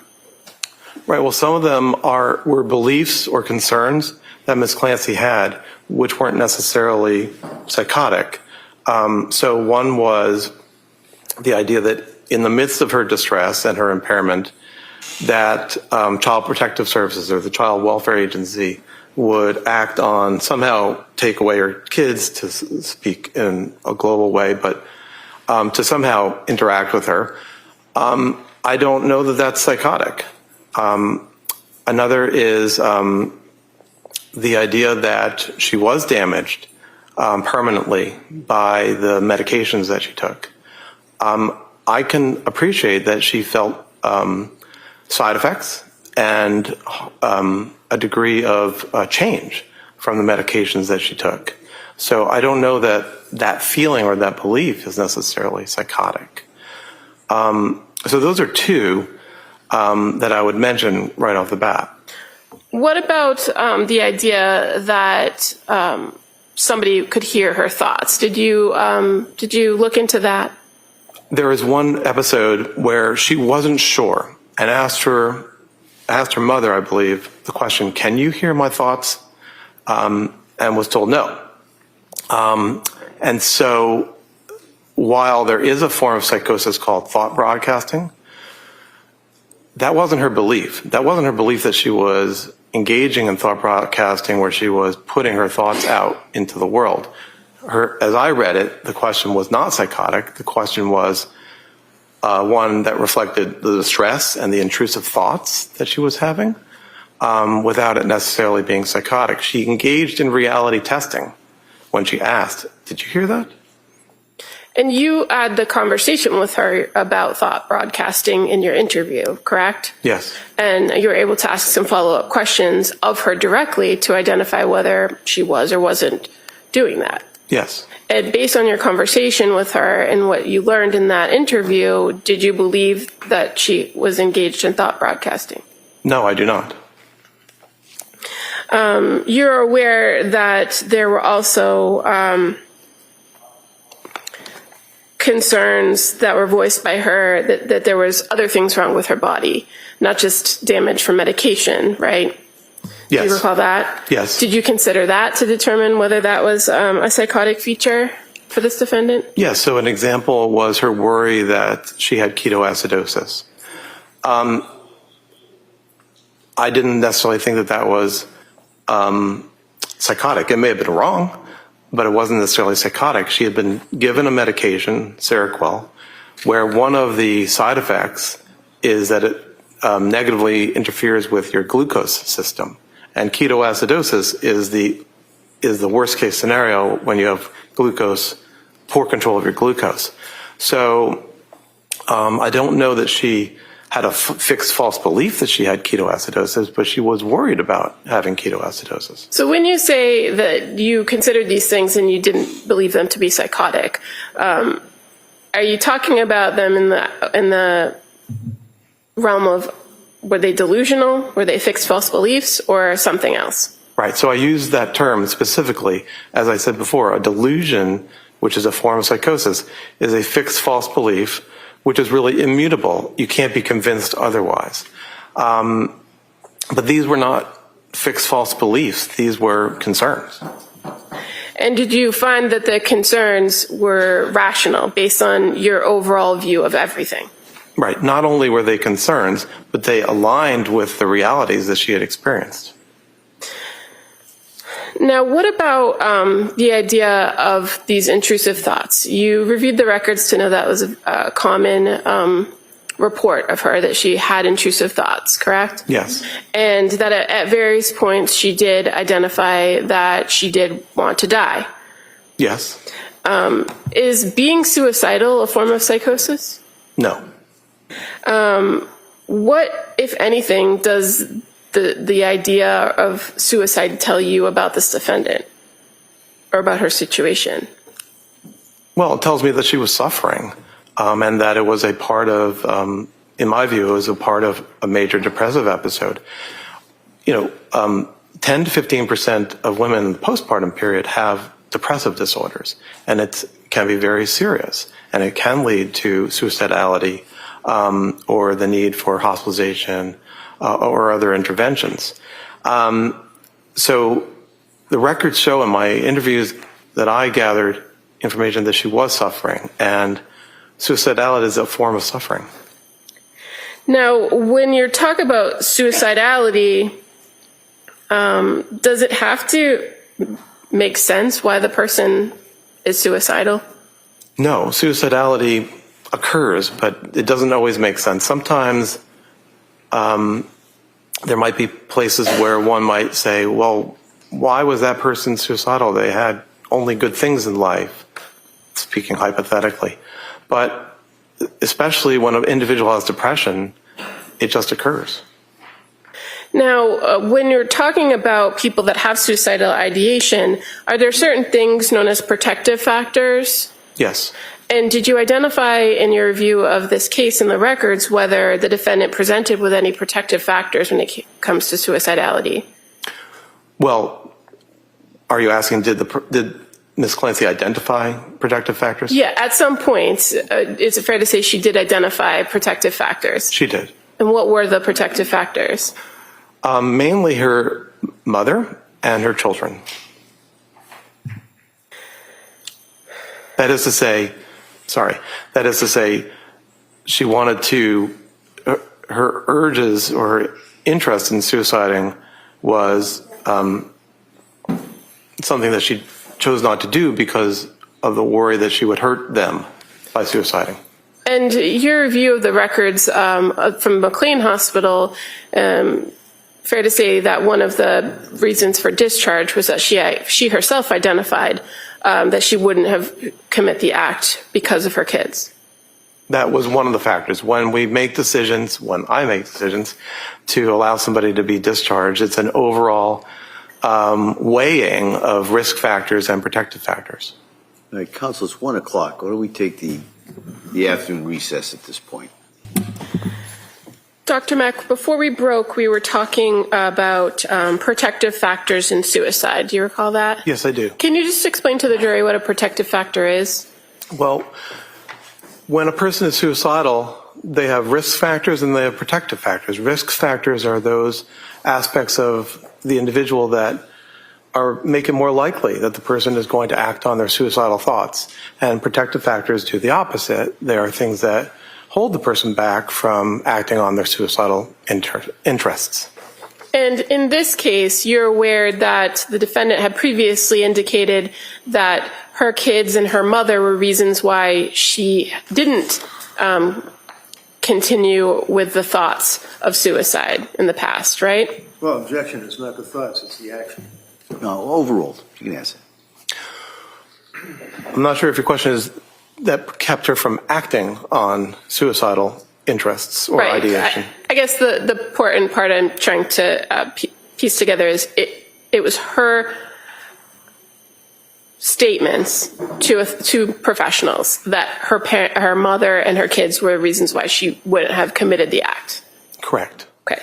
And you are aware that at the time of the event or after the event, she indicated that a voice told her that she needed to kill the kids so that she could kill herself. Yes. And this was the same day that she then attempted to kill herself. Correct. Now, on the day of January 24th, 2023, you are aware that the defendant had reported that, for all intents and purposes, earlier in the day was a good day. There are reports that earlier in the day was a good day. And is the fact that she reported good feelings consistent with the suicidality or inconsistent? I apologize. Did he say that she said she had a good day or someone else did? I just didn't hear that. Yeah, if you could maybe kind of bring that out, what that source is. Well, as far as the reports of it being a good day, when you spoke with her, did she describe the events earlier in the day as a good day? Playing with the kids, that kind of thing? She described the day as being a fun and productive day. And you're aware that others reported, including her husband Patrick, that earlier that day it appeared to have been a good day. Right. So one example is when Patrick was talking to the Child Welfare Agency that evening, I believe, he said that was the best day she had had in a long time. Okay. So, or something to that effect. The fact that there were reports of it being a good day, is that inconsistent or consistent with the idea of the attempted suicide? It's not inconsistent with suicide. It's also not inconsistent with the depressive disorder that she had. Much of the time, depression major depressive episodes start to recover after around 3 or 4 months. It also is in my own view in psychiatry, and I believe others, an awareness that as a person is beginning to recover from the worst of their depression, sometimes suicides do happen when the person starts developing a little bit more energy and ability to act on their interests. So in your experience, do people sometimes display those positive feelings immediately prior to either an attempt or a suicide? Yes, that is something that does happen in my experience. While they're still very depressed, but they begin to be on the trajectory towards relative improvement. Okay.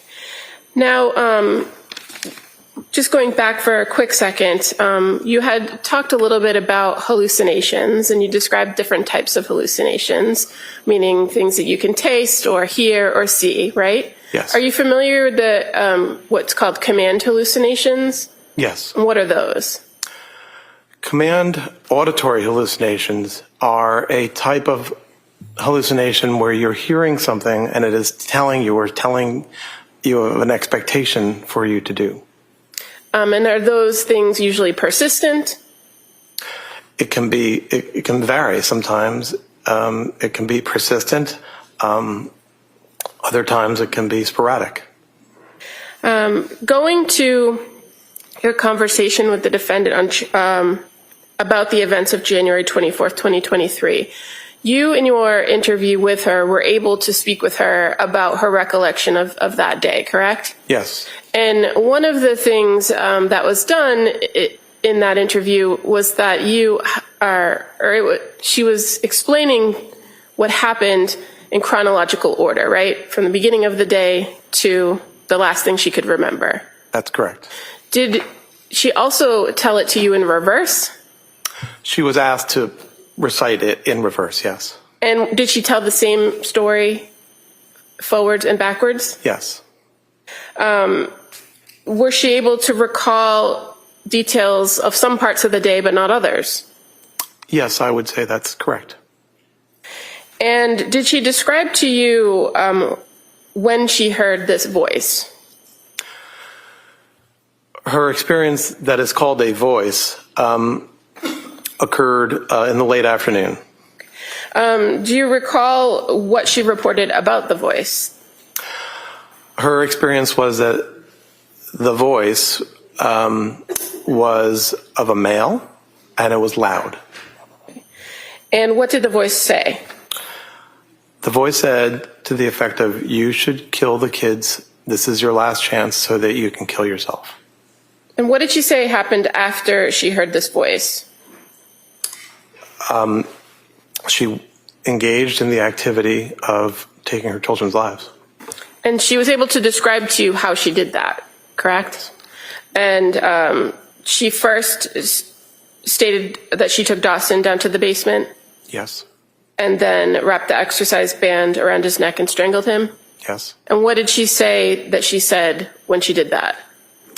She described that while that was happening, she was saying out loud, "Go to God." And did she describe the same for both Cora and then Callan? Essentially, yes.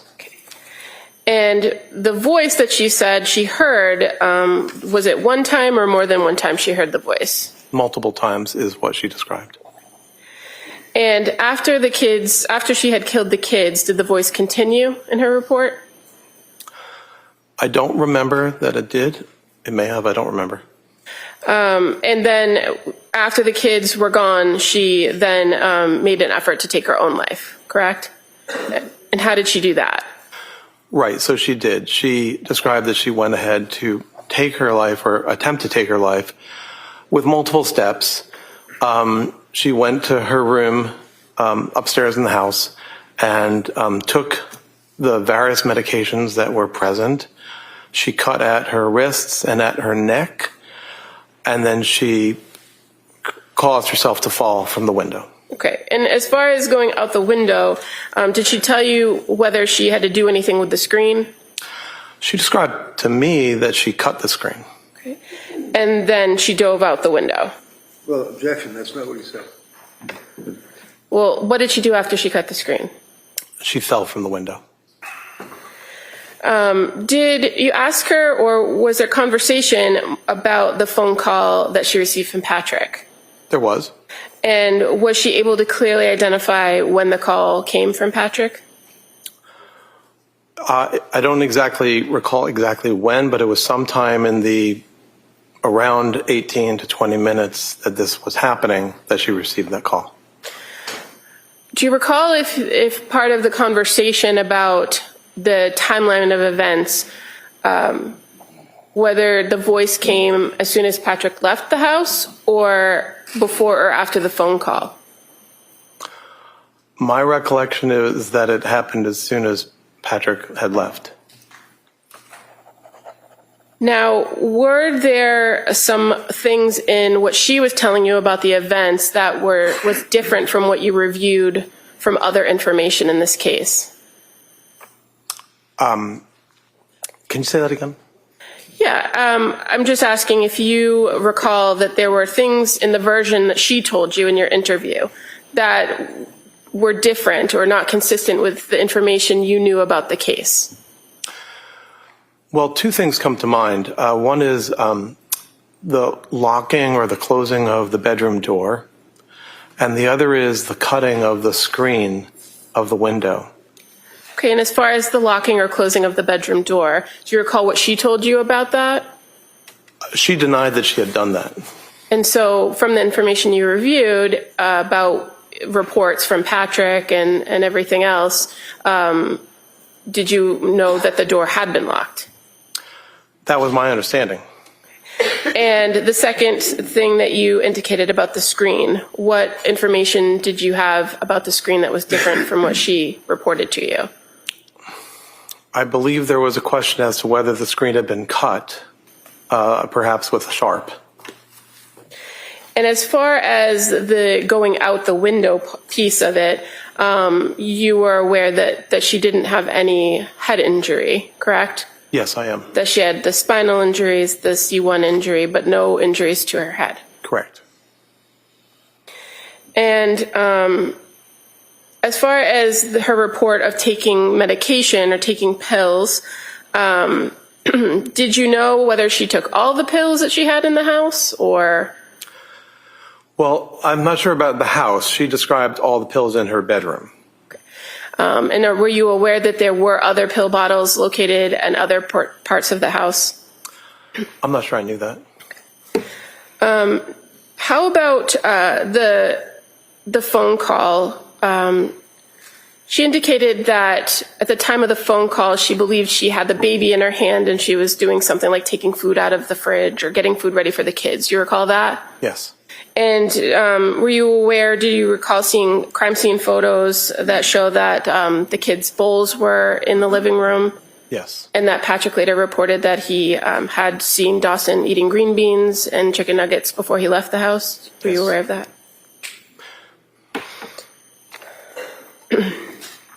So, Dr. Mack, based on your review of this case, were you able to come to an opinion to a degree of medical certainty about whether this defendant was suffering from a mental disease or defect on January 24th of 2023? Yes, I did. And what is that opinion? That, yes, she was suffering from a mental disease or defect, namely major depressive episode as a part of major depressive disorder. And as far as the substantial capacity to appreciate wrongfulness or criminality of conduct, were you able to come to an opinion to a reasonable degree of medical certainty about that? Yes. And what's your opinion regarding that? That she had retained that capacity. And what information do you rely upon to come to that conclusion? The first point is that this was a continuation. Her mental state at that time was a continuation of the mental state she had had for months. And it was a mental state that included the capacity to control her behavior and also to be able to conform her conduct to standards of law. So in that sense, first of all, there is not an indication to me that there was something that changed the overall capacity in that regard. Secondly, to the extent we are talking about the ability to conform her conduct to the law, one can analyze her actions and her behaviors and her thoughts on that day, or as close as possible to the moments of the deaths. And that includes taking one of her children to a pediatrician that day, engaging in fun activities around the house that day, having engaged with one of her children's teachers the day before, having engaged in normal conversations with the restaurant that she ordered food from, 3V, and then also interactions with the pharmacy, CVS, where she was getting the Miralax from. So in all these places, there was the ability to act normally. There doesn't seem to be any deviation from where she had been all along, which included this capacity. Furthermore, I would add that as a part of her interactions with the community or in driving, she had abided by law and abided by standards of the community at all those times. So there isn't necessarily, to me, any way in which that deviated that afternoon. So you're speaking about her ability to conform conduct, which is one of the things we're talking about here. But I want to go back to the appreciation for wrongfulness or criminality. As far as that goes, were you able to form an opinion about that? Yes, sorry about that. That's yes. Okay. So what's your opinion about her ability to substantially her substantial capacity to appreciate the wrongfulness or criminality of her conduct? So I again would go to thinking about what had been her state of mind for at least the month prior, the several months prior, and in all that time, there wasn't any feature that indicated that she didn't have that capacity. But furthermore, when there were moments when she thought about harming the children, when she had the thoughts about that, she was aware in those moments beforehand that was wrong or against the law, and that she could be punished for such an act. You're referring to the December conversation with her husband and her mom? Yes, and her thoughts about the idea that if anyone knew what I was thinking, the children might be taken away from me. And also, did the fact that she hadn't had any significant medication changes during that time period, does that also inform your opinion about that? Well, as that aligns with what I was saying before about how, while depressed, her mental state was relatively stable. It was perhaps improving. I'm not sure about that, but it was stable. Move to strike that. He's not sure about it. All right. That answer is stricken. All right.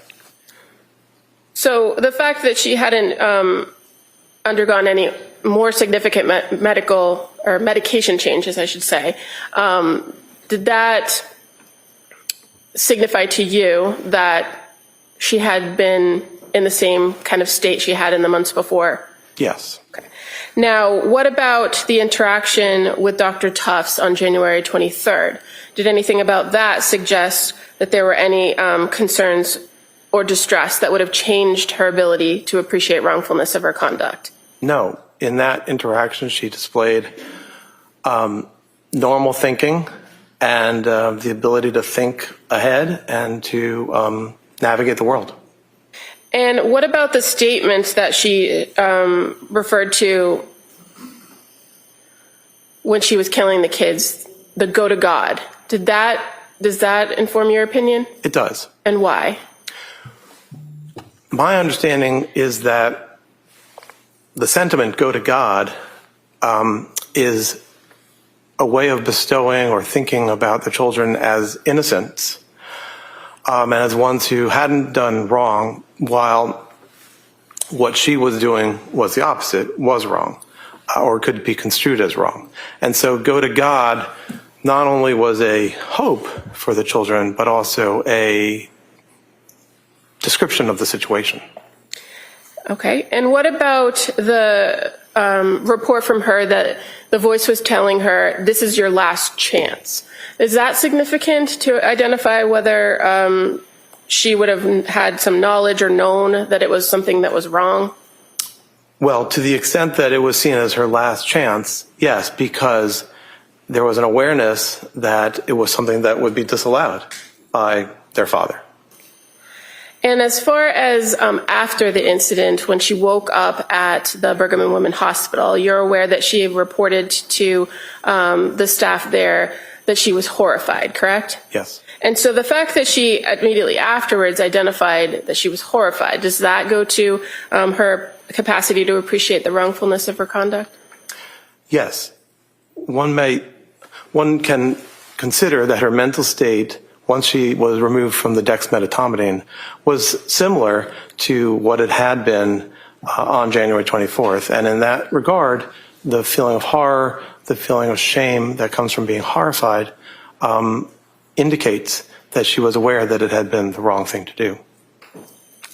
And then finally, just to go back to the substantial capacity to conform conduct, you've told us a little bit about that, about the fact that her condition hadn't really changed all that much. You outlined what she did that day. But is there anything else to consider based on everything that you reviewed that would indicate to you that she did maintain the substantial capacity to conform her conduct to the requirements of the law? I think that in the household, she was engaging this activity methodically, which highlights to me that there was an ability to conform her behavior to expectations of living in a household. What do you mean methodically? As I understand the deaths, they were done methodically, and I think you asked me about that earlier, one by one, in a way that was organized and that was intended to achieve a particular goal. Similarly, her attempt at suicide was organized and thoughtful in a sense that it included as many possible methods as possible. And as far as the killings of the children methodically, did she report to you in any way that she was given direction by this voice on how to complete the act and what exactly to do? No, she did not. And what about the call with Patrick? Is there anything about that indicates that she maintained some control or the ability to control herself where she did engage in a short conversation with him? Well, that aligns with what we were talking about before in terms of being aware that he would disapprove or disallow this, and yet she didn't say anything. She didn't say help, or she didn't say, I'm having these thoughts, so it wasn't stated.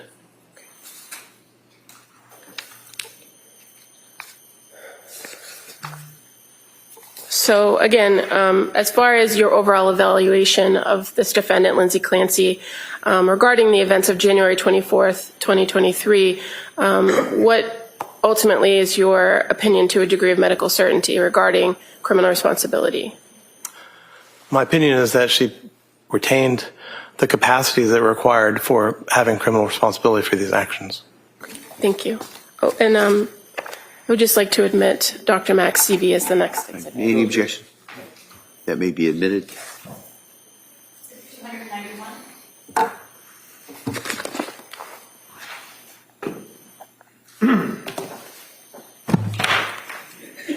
All right, Mr. Reddington.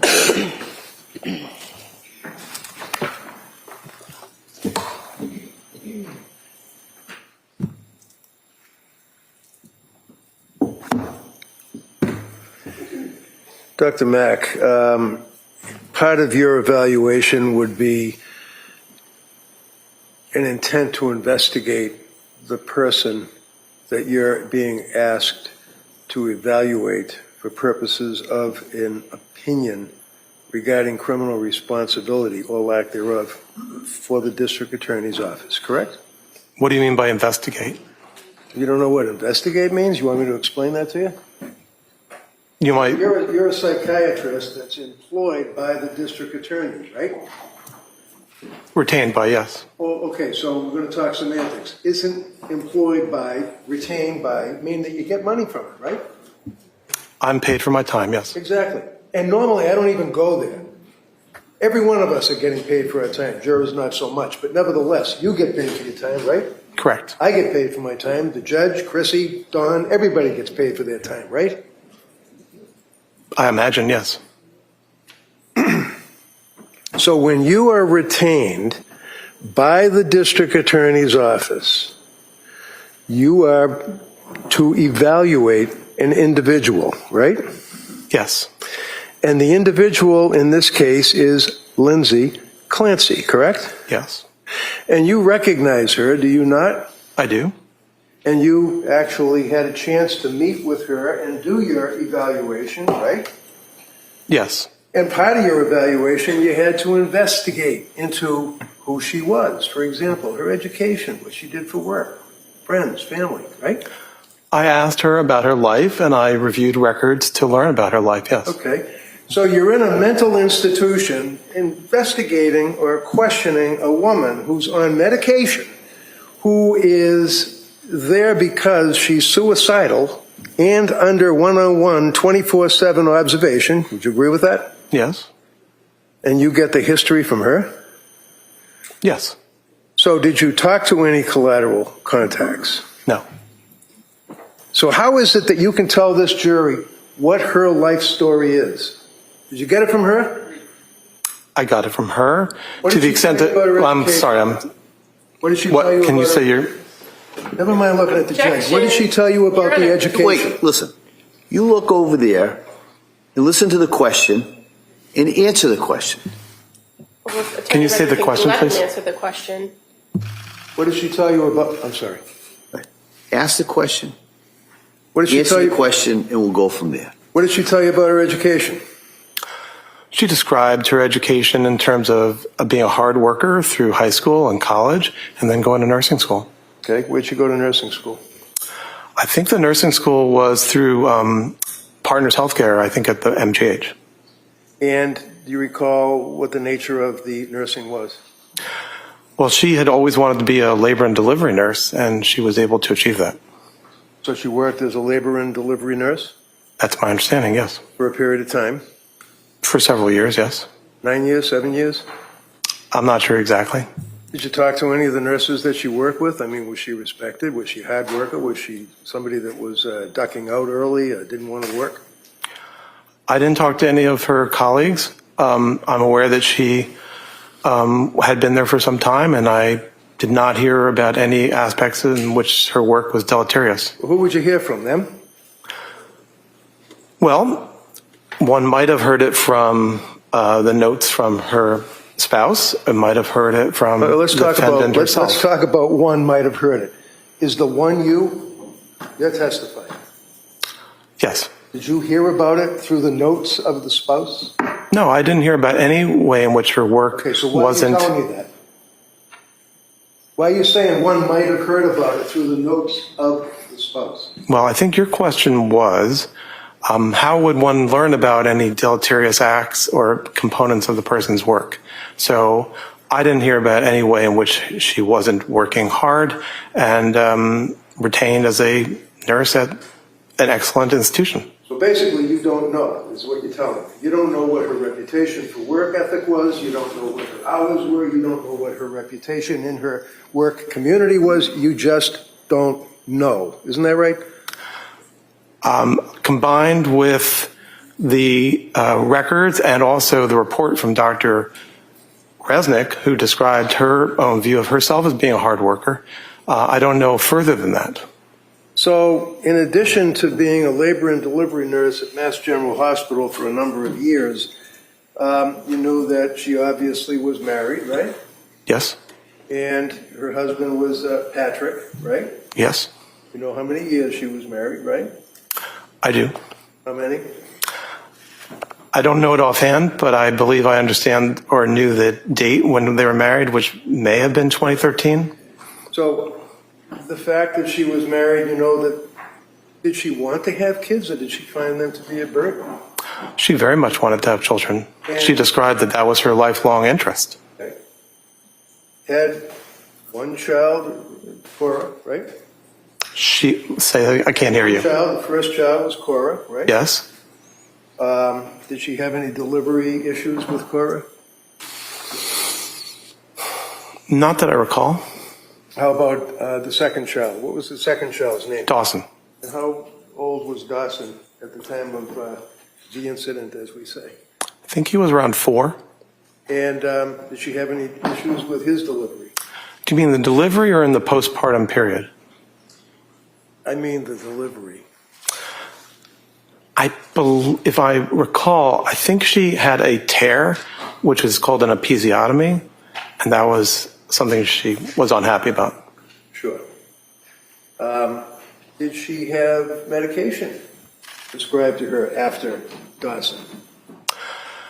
Do you mean psychiatric medication? Sure. At some point, I think she was prescribed an antidepressant medication in that period. What was it? I think it was sertraline. And do you know whether she took it? She has told us that she did not. And when she went home after having the baby, Dawson, she then came home to a little daughter, obviously Cora, had Dawson as an infant, correct? Yes. And was she living in a town, or where was she living when she had these 2 kids? I think she was living in the same house in Duxbury. She wasn't living in Weymouth, or? She may have been. I'm sorry, I don't know. That's all right. So at some point she moves to Duxbury, she's with her husband, and she goes back to work, does she? Yes. You didn't make any, in your investigation, you didn't come across any information that she didn't want to go back to work because she was lazy or just didn't want to work, right? No, I think she always wanted to work. Did she have anxiety about going back to work after Callan, the third child? After Callan? Yeah, Callan. It's Callan, C-A-L-L-E. Yes.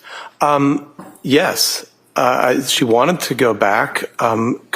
As August and September arrived, she was hopeful to go back to work, but she became anxious about working. There were other factors, too. She became anxious. No other factors yet. We'll get to the other factors. Why was she anxious about going back to work? I was about to say, Go ahead. She was anxious about the well-being and nurturance of her children as she went back to work. One being that the baby was not taking a bottle. Another, that in that span between the point that her husband went back to work and she was expected to go back to work, it was overwhelming to have 3 young children that she was caring for all by herself. As time went on, she was ambivalent about hiring somebody to help, hiring a nanny, and that was another area of anxiety. So there were several areas of anxiety, and as we've discussed earlier today, anxiety was something that she had throughout her life. I'm going to pull you in, okay? This is a cross-examination, sir. I gave you All a little right, room. just ask the next question. So when you say that she had anxiety, and the anxiety was about having her youngest child, Callan, correct? Yes. She was anxious about going back to work, correct? Yes. But you also, as you were waxing eloquently, indicated that she was having anxiety about having a nanny. Yes. What was she anxious about with the nanny? In my understanding, No, what is your understanding? Tell the jury what you investigated about her anxiety with the nanny. so through my evaluation, what I understood was that there was ambivalence about having a nanny, that is to say, having somebody who helped. There was some degree of wanting to be able to handle the children on her own. The other part of it is some ambivalence about other people other than herself, or perhaps her mother, caring for the children. Because I know that my evaluation discerned that she felt very positively about her ability to take care of her children, but also some ambivalence about other people taking care of the children. What time frame are we talking about? Summertime? Fall? The end of summer. late August, early September. Isn't it true that in the summer, she and Patrick and the kids felt that they were on top of the world, having a great summer, right? Well, that's what she said. That's her quote. Okay. And then come the fall, towards the end of September, that's when she started to have symptoms of anxiety, right? Yes, Up to this point in your investigation, you have a young woman who was a nurse for a number of years, we assume from your investigation, a good reputation as a hard worker, right?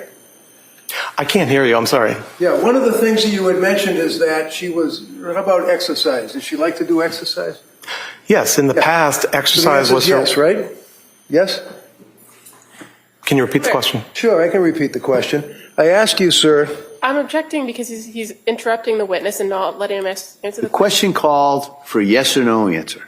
All right? And so, go ahead. Go ahead. Can you state the question, please? Sure. You mentioned in direct examination for the DA that she was like to do exercise, correct? Yes. And would you consider a person who is an exercise aficionado, especially a woman who, for example, runs, let's say, a 5K or a 5-mile road race within about a couple of weeks after having a baby? Is that hyper-exercise? Is that hypomanic? Panic? In of itself, it's not hypomanic, no. How about if there's a string of exercise that is a little bit out of the norm, coupled with decluttering, removing personal property from the home, cleaning out the home, things of that nature? Would that be hypomanic in your opinion? Not in of itself, but are you talking, when you were asking about exercise, were you talking about in the period 2022 or 2020? 2022. Okay. After Callan. Okay? And I asked you about running the road race after Callan. Okay? You with me? Yes, I am. So would you suggest, sir, that that is something that one would at least anticipate, consider, or investigate as being this manic or hypomanic that you're talking about? No.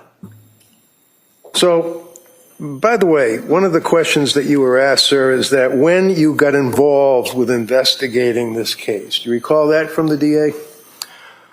So Do you recall that from the DA? the term investigate, if it's okay, I'll use the term evaluate. When you got but, appointed or retained by the Right. DA? and your question is? My question is, when were you retained by the district attorney, the prosecutors? It was sometime in early 2025. Early 2025. So like what, February, January? I think the reach out had occurred in maybe December of 2024, and I think that the retention was early in 2025. And what's a reach out? Well, the communication, the reaching out From? the district attorney's office. Okay. And then when you were asked that question, you indicated that you had to wait for a motion to be filed or something with the court. Do you recall answering that question? No. Well, if I suggest to you, sir, it was in December of 2024 that a notice of lack of criminal responsibility was filed. Does that seem to fit with the reach out? objection. Can we approach? Sure.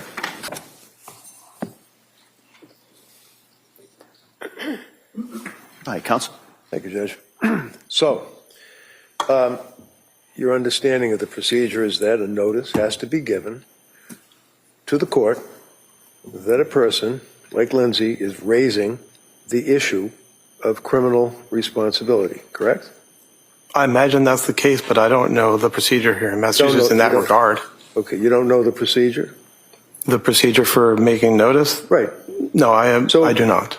If I tell you, sir, that the notice is filed in December of 24, when was it that you had the reach out? The first communication about the case was in, as I said a few minutes ago, in late 2024. And do you recall the circumstances of that communication? DA call you, a letter, what? No, I was contacted through a retention firm called Park Dietz and Associates. Dietz? Mm-hmm. He's a psychiatrist, isn't he? It sounds like you know him. I do know him. And actually, Park Dietz is a rather famous psychiatrist, is he not? Yes. He's testified in many cases, correct? Yes, but No, overruled. I said Park Dietz and Associates. I didn't say Park Dietz himself. Okay, well, you know Park Dietz, I imagine, right? I do. Yes. And you know that he's the guy that testified in the case and cited a Law and Order episode that didn't exist at the time he gave his opinion. Sustained. So is he still active? Objection. Sustained. Is he a psychiatrist now? Yes, he's a psychiatrist. And on your letterhead, it says Park Dietz, D-I-E-T-Z, and Associates, forensic experts, right? I can't see what you're looking at, but that's what the letterhead basically says. Right? I am. Okay. And this is your curriculum vitae, right? Yes. And in big letters up above, it says Park Dietz and Associates, right? Yes. Now, how does that work? You get a call from this retention group, Park Dietz, and then you get assigned a case? When an attorney or a district attorney's office contacts them, they might think that it might be a case that I might want to be retained on. Okay. Do they, to your knowledge, try to get someone that's familiar with that particular topic, or just anybody that has a random psychiatry degree? Well, there are only certain people that they think of or consider, people that Dr. Dietz has thought of in terms of having a robust career and You have a background. robust career?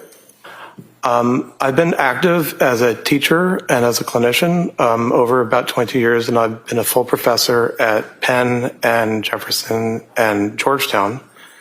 So that's in your curriculum vitae, correct? The 3 professor level appointments? All of your stuff, the things you wrote, things that you're interested in, your fellowships, professorships, all that, right? Yes. Okay. And that's introduced into evidence by the DA, right? Yes. So the jury's going to have it to look at, right? Okay. I didn't know that. Let's just take a look at it now. Is it your understanding that when you are, and I mean you individually, not Park Dietz Associates, requested to look at and investigate into the lack of criminal responsibility of a individual charged with a crime, that you got to try to be independent? Being independent is the expectation. The answer yes, you try to be independent? Yes, I do. Okay. Is it appropriate for you to evaluate an individual with another Park Dietz associate guy? You're referring to Dr. Halbrin? I am referring to Dr. Halbert. He's another one of the DA's witnesses in this case, right? Correct. And you know Halbert, right? I had not met him until we jointly went to do the evaluation this April. Jointly went to do the evaluation. Yes. What did you do? Both ride in the same car over to Tewksbury to talk to her? No. Did you have separate cars? We did. And then you met up beforehand and you went in to meet with Lindsay? Yes. Both I think of you that was. together? Both of you together? Yes. So you work under the umbrella of Park Dietz and Associates. Heilbrunn, who's going to be testifying Monday for the government, works under the umbrella of Park Dietz and Associates, and the both of you interviewed her at the same time, is what you're telling this jury? Yes. In your opinion, is that appropriate, sir? Yes. Did you talk to Kirk about your opinion? We have talked about each other's opinion. We have different opinions as far as I understand it. Did you talk to him about his report? No. No? I have not talked to him about his report. Have you talked to him about testifying here today? Not in terms of content. What does No. that mean? The other day he called me and said, what day are you going up to Boston? Okay. And Shipping that- up to Boston. Did you tell him? No, I wasn't sure what day I was going up to Boston. Okay. Did you review his report? I have reviewed his report. All right. And has he reviewed your report? I don't know. I assume so, but I don't know. Now, looking at your CV, you indicate that you're educated at Cornell, you got your medical degree, you had some fellowships. Do you have any particular interest in your practice, sir? Yes. And you have licensure in Delaware, right? Yes. Pennsylvania? Yes. District of Columbia?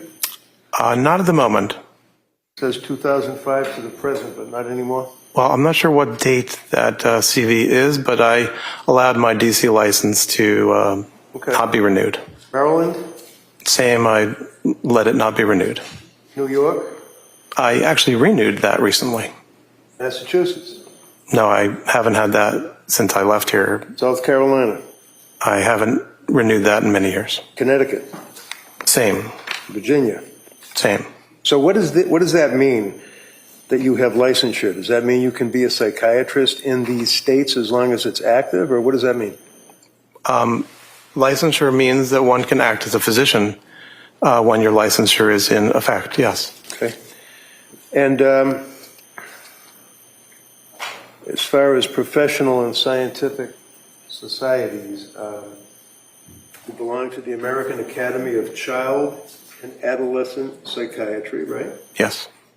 You belong to the American Academy of Juvenile and Family Court Judges, is that correct? I don't belong to that group at the moment. Well, did you? Is that on your resume?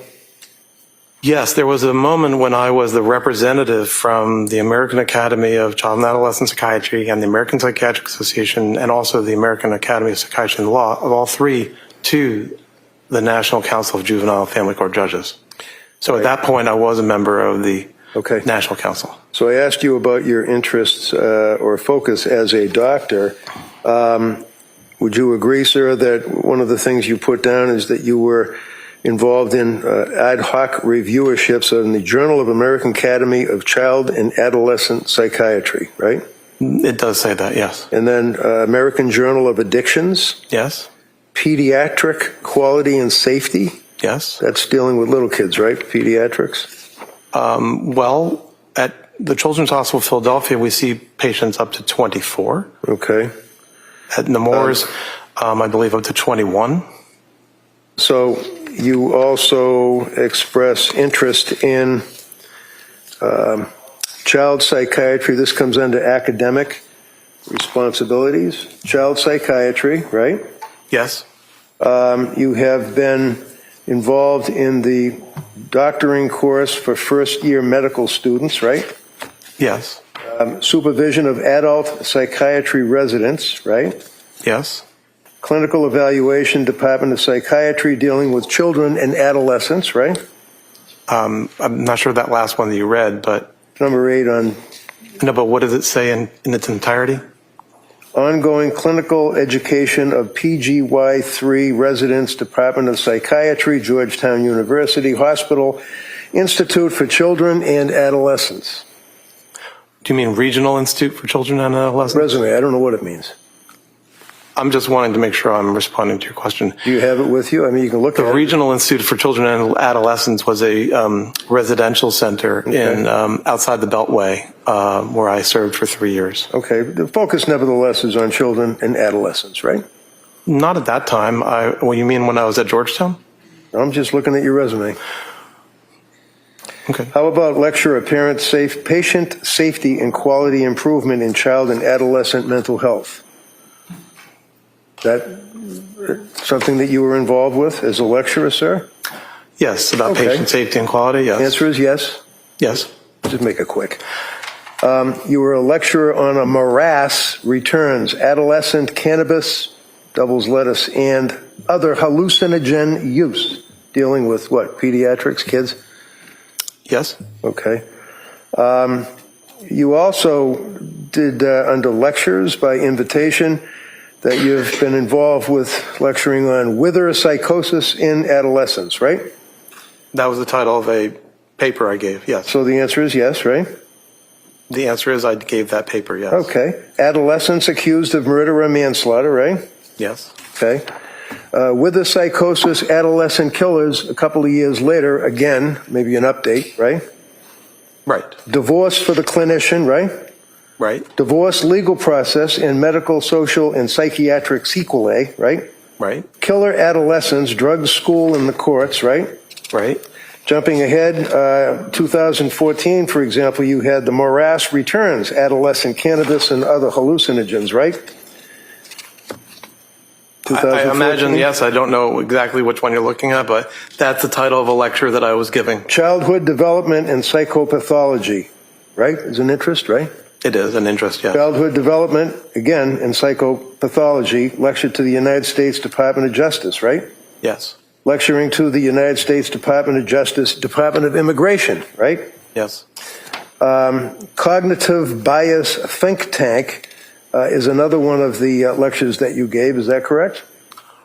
Well, it was a committee or a task force that I co-led about the prospect of diagnostic error when people have cognitive biases.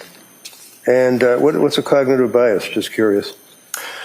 So when you think about diagnoses, there's always a possibility that an individual is sort of guided to one diagnosis or another based on various forms of preconceptions or biases. So a major part of this concept of patient safety is to prevent misdiagnosis. And there are a lot of techniques that are used in medicine and in this case in pediatric hospitals and also in psychiatry to try to make sure that the users or the diagnosticians' biases don't creep into making the wrong diagnosis. Research publication, sir, dealing with neuropsychiatric systemic lupus, erythematosus, age, and the neurodevelopment model. That's one of your research publications, right? Yes. Dealing with psychiatric classification from the ancients to DSM-4, psychiatric clinics of North America, right? Yes. Alcohol abuse is another research that you did? I've written or edited several textbooks on substance use disorders. Yes. Okay. So in addition to child and adolescent aspects of psychiatry, you're also interested in focusing in on alcohol abuse, substance-related disorders, alcohol abuse disorders, addictive disorders, treatment of addictive disorders, right? Those are some of the areas of interest, yes. Novel risk factors for central line associated bloodstream infections in critically ill children, right? Yes. And it goes on and on with a lot of your focuses on children, minors, probate court, correct? I don't know about probate court, but... Well, you've had occasion to do evaluations for probate court, haven't you? You'd have to remind me. There was Okay, a never mind period probate when I court. was the physician leader of the state of Maryland's Office of Forensic Services. Right. So, that's what you said on direct, so that's why I'm asking it. But how about the new tools in the toolbox? Proactive prevention of CLABS, 1 in patients with behavioral health and concerns. What does that mean? Well, CLABSI, central line associated bloodstream infections, are something that is a major concern of all hospitals around the country, and preventing them from happening is not only the work of cleaning the apparatus that touches patients, but also we learned that when patients have psychiatric problems, they actually are at a greater risk of developing a central line associated bloodstream infection, which is a significant complication of being in the hospital. So I started that work when I was at Georgetown, when I was an adult, mainly focused on adults, and carried it on when I was at Children's Hospital Philadelphia and at Nemours in terms of the pediatric risks for CLABSI. Okay. How about clinical manual of adolescent substance abuse disorder? That's another one of your chapters, right? Book.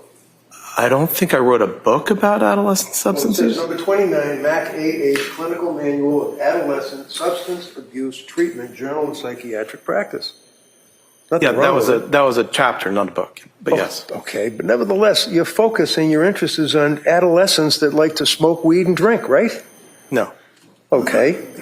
Would you agree, sir, that you were interested in the American Psychiatric Press textbook you wrote for substance abuse treatment, right? Yes. All right. And think like a psychiatrist, but always a doctor, be a doctor, web drugstore, perils, drugs, alcohol, bloodstream infections in children's hospital, focusing on that, right? Where in here does it say that you ever came within breathing distance of a pregnant woman and your practice and your interest in your writings? So I remember being at the Brigham as a resident and How long ago was going that? to, how long ago was that? Yeah, give us a year. Well, you asked me when. So Yeah, I'm that's starting. when. That was the memory I have for that particular situation was 2001. 2001, so 25 years ago. Right. What And did so you do? since then, I went to the Medical University of South Carolina, and then I went to Georgetown, and all that period up until 2015, I was doing general psychiatry work with areas of focus in peds or in addictions, but also with forensics as an area. I see myself as somebody who's generalist who happens to have a couple of areas of focus. In 2015, I did move from that generalist model to, when I left Georgetown, I moved to the Children's Hospital of Philadelphia and the University of Pennsylvania. And in those years, since then, I've been working in pediatric hospitals, where at CHOP, Children's Hospital of Philadelphia, the age is up to 24, and at Nemours, it's up to 21. So that is the overall area of adult and child psychiatry that I've been working in. Throughout the years at Georgetown, Okay, I would like to answer because I have more to tell you. Let him finish the answer. Go ahead. So at Georgetown, certainly that was all adult, and Georgetown has its own labor and delivery unit. And so that was plenty of engagement with women who were pregnant or who had just given birth. And then at both Children's Hospital of Philadelphia and at Nemours, there are these special units that have been designed for the last several years of high-risk pregnancy units. So actually at CHOP, one of my first roles there was to develop the psychiatry services coverage of the high-risk maternity unit there called the Special Delivery Unit. And I was the co-leader and then the leader of the consultation service at CHOP. And so I led the group of adult and child psychiatrists to tend to the psychiatric needs of that unit. Recently at Nemours, the same unit was built. And so, yes, in these pediatric hospitals, there actually are units of women who are about to have birth, who have just had birth. Well, I'm sure in these pediatric hospitals, there are women about to have birth and have had birth, and I'm sure that there are competent doctors that treat them, correct? I would agree with you. How about you? How many women with postpartum psychosis have you treated? Roughly 10 would be my estimate. Over what period of time? Over the period since 2001. And when you would treat these women, would you be involved in, for example, testing them for their mental health? Well, usually the teaching has been that what was called postpartum psychosis is actually a form of bipolar disorder. So what is important is to say, let's do a full evaluation of the individual's symptoms and signs, and then treat them and engage in treatment. And usually that's going to be a form of bipolar disorder treatment. That's the teaching that is the general perspective. So with your wealth of knowledge on women that are pregnant and suffering from postpartum psychosis, do you know whether or not Lindsay was ever diagnosed with postpartum depression? I believe that the various notes from the clinicians over the year of 2022 to 2023 utilize the term unspecified mood disorder. Right. How about postpartum depression? I don't think that appellation was used. Okay. So was she ever administered EPDS? You mean the Edinburgh? Yeah, was she ever administered that? I don't know if she was or wasn't. I don't remember. Isn't that something you're in here testifying about this case? Wouldn't that be important to know that she was almost off the chart on the Edinburgh scale for postnatal depression? Well, I have said that she had depression. Well, postnatal depression for a woman who's pregnant or had a baby recently is a heck of a lot different than some guy who's just depressed about his job, right? I don't understand your question. Well, do you know what her readings were on the Edinburgh test? Not to my memory at the moment, no. Why not? You read the medical records, didn't you? I mean, if you would like to show me, I'd be I happy don't want to show you review it. anything. I'm asking you as a testifying witness for this jury, did you look at her medical records? I did. And the medical records pertain to her being a person that just had a baby, right? I'm not sure that which records you're talking about, but can I finish? Can I finish? Can I'm not I? going to finish. 2022, obviously, because we already talked about the summer, she was fine. When did she see Tufts? She started to see Dr. Tufts in 2022. When? I believe it was, well, she went to Dr. Tufts in September, and it was in October that she started taking the medication that Dr. Tufts had prescribed. Okay, and that was for what? You mean which medication, or what was the purpose? Medication. Sertraline. And otherwise known as? Zoloft. And she took it after a while, is that correct? Is that what you said? A few weeks, yes. And the reason she didn't take it was what? Time, as my evaluation. Hold up for a Hold on a second. second. Hold on a second, Doc. Sorry. All right, let's go ahead.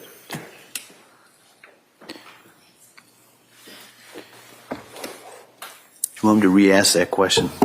I'm okay. Okay. So, over time, Ms. Clancy has avoided taking medications. She's what? Avoided taking medications. Says who? The description she gave me. She told you that? My awareness from my evaluation is that she resists taking medications, and for example, No. Tell me what you mean by she resists taking medications. there are individuals in this world who do not want to take medications, and I think she described that she is one of them. So you know that she saw Dr. Tufts because she apparently was anxious, right? Yes. Prior to that, other than having anxiety about public speaking as a nurse in nursing school, and after she had one of her children, she didn't have any psychiatric history of medications, right? She had not taken medications, but she had had a lifelong degree of anxiety. It hadn't been at the level of disorder, but she had had Lifelong? Yes. Okay, how about in grammar school, high school, college? Did she have difficulty that she was anxious? So what I was saying is that anxiety can drive people, but she had a lot of anxiety and she was hardworking, and the anxiety helped her to be hardworking. But when it comes to medications, Okay, hold on. Mr. Reddington, you gotta, go ahead, Doctor, finish the question. but when it comes to medications, she described that she didn't want to take medications. And an example was the time that after the birth of her second child, that sertraline had been prescribed, but she chose to get through her anxiety and depression by exercising. And that is something that people do. But it also highlights that in this case, she didn't want to be taking medications. And I think that we also understand that in the fall of 2022. All right. At this point, I'm going to stop. Next question. My question was, you said that she had a lifelong resistance to taking medication. That's what you said, right? Yes. Yes? Okay. Yes. Then I asked you, grammar school, high school, college, did she have any records, any witnesses, any documents that she had a resistance to taking medication? Only your description to me. She didn't tell you that she was resistant to medication in grammar school and high school and college? What are you, making this up? Objection. Yeah, sustain. Next question. She didn't tell you that. I understand her to have told me that generally she did not want to be taking medications. She didn't necessarily specify in grammar school, but that is her basic. College. Yes, I think that her description was as a adolescent and as a young adult, she was not interested in taking medications. You really have that written down somewhere? I'm happy to be proven wrong, but I believe that that's what I understand it to You be. believe that's what it is, you don't know whether you have it written down somewhere, right? Can I refer to my Read the report? whole report, I don't care. Because it's not there.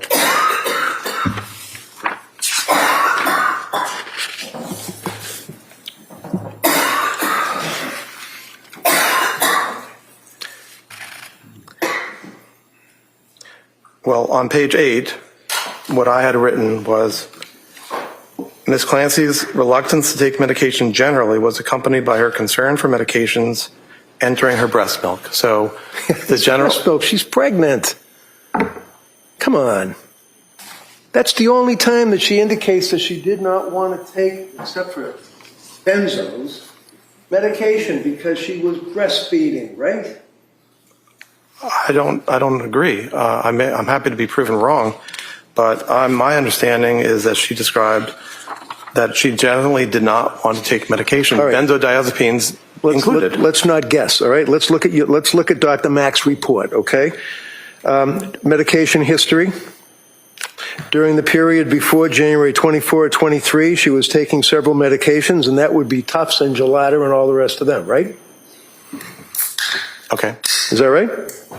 I didn't exactly hear your question. I'm sorry. Can you repeat it? You said in your report, defendant was taking several medications that had been prescribed for her, right? In the fall and December of 2022, yes. So it's real easy. It's Tufts and Gelada that were prescribing these meds, right? They were among the prescribers, yes. All right. And her reluctance to take medication was accompanied by her concern for medications entering her what?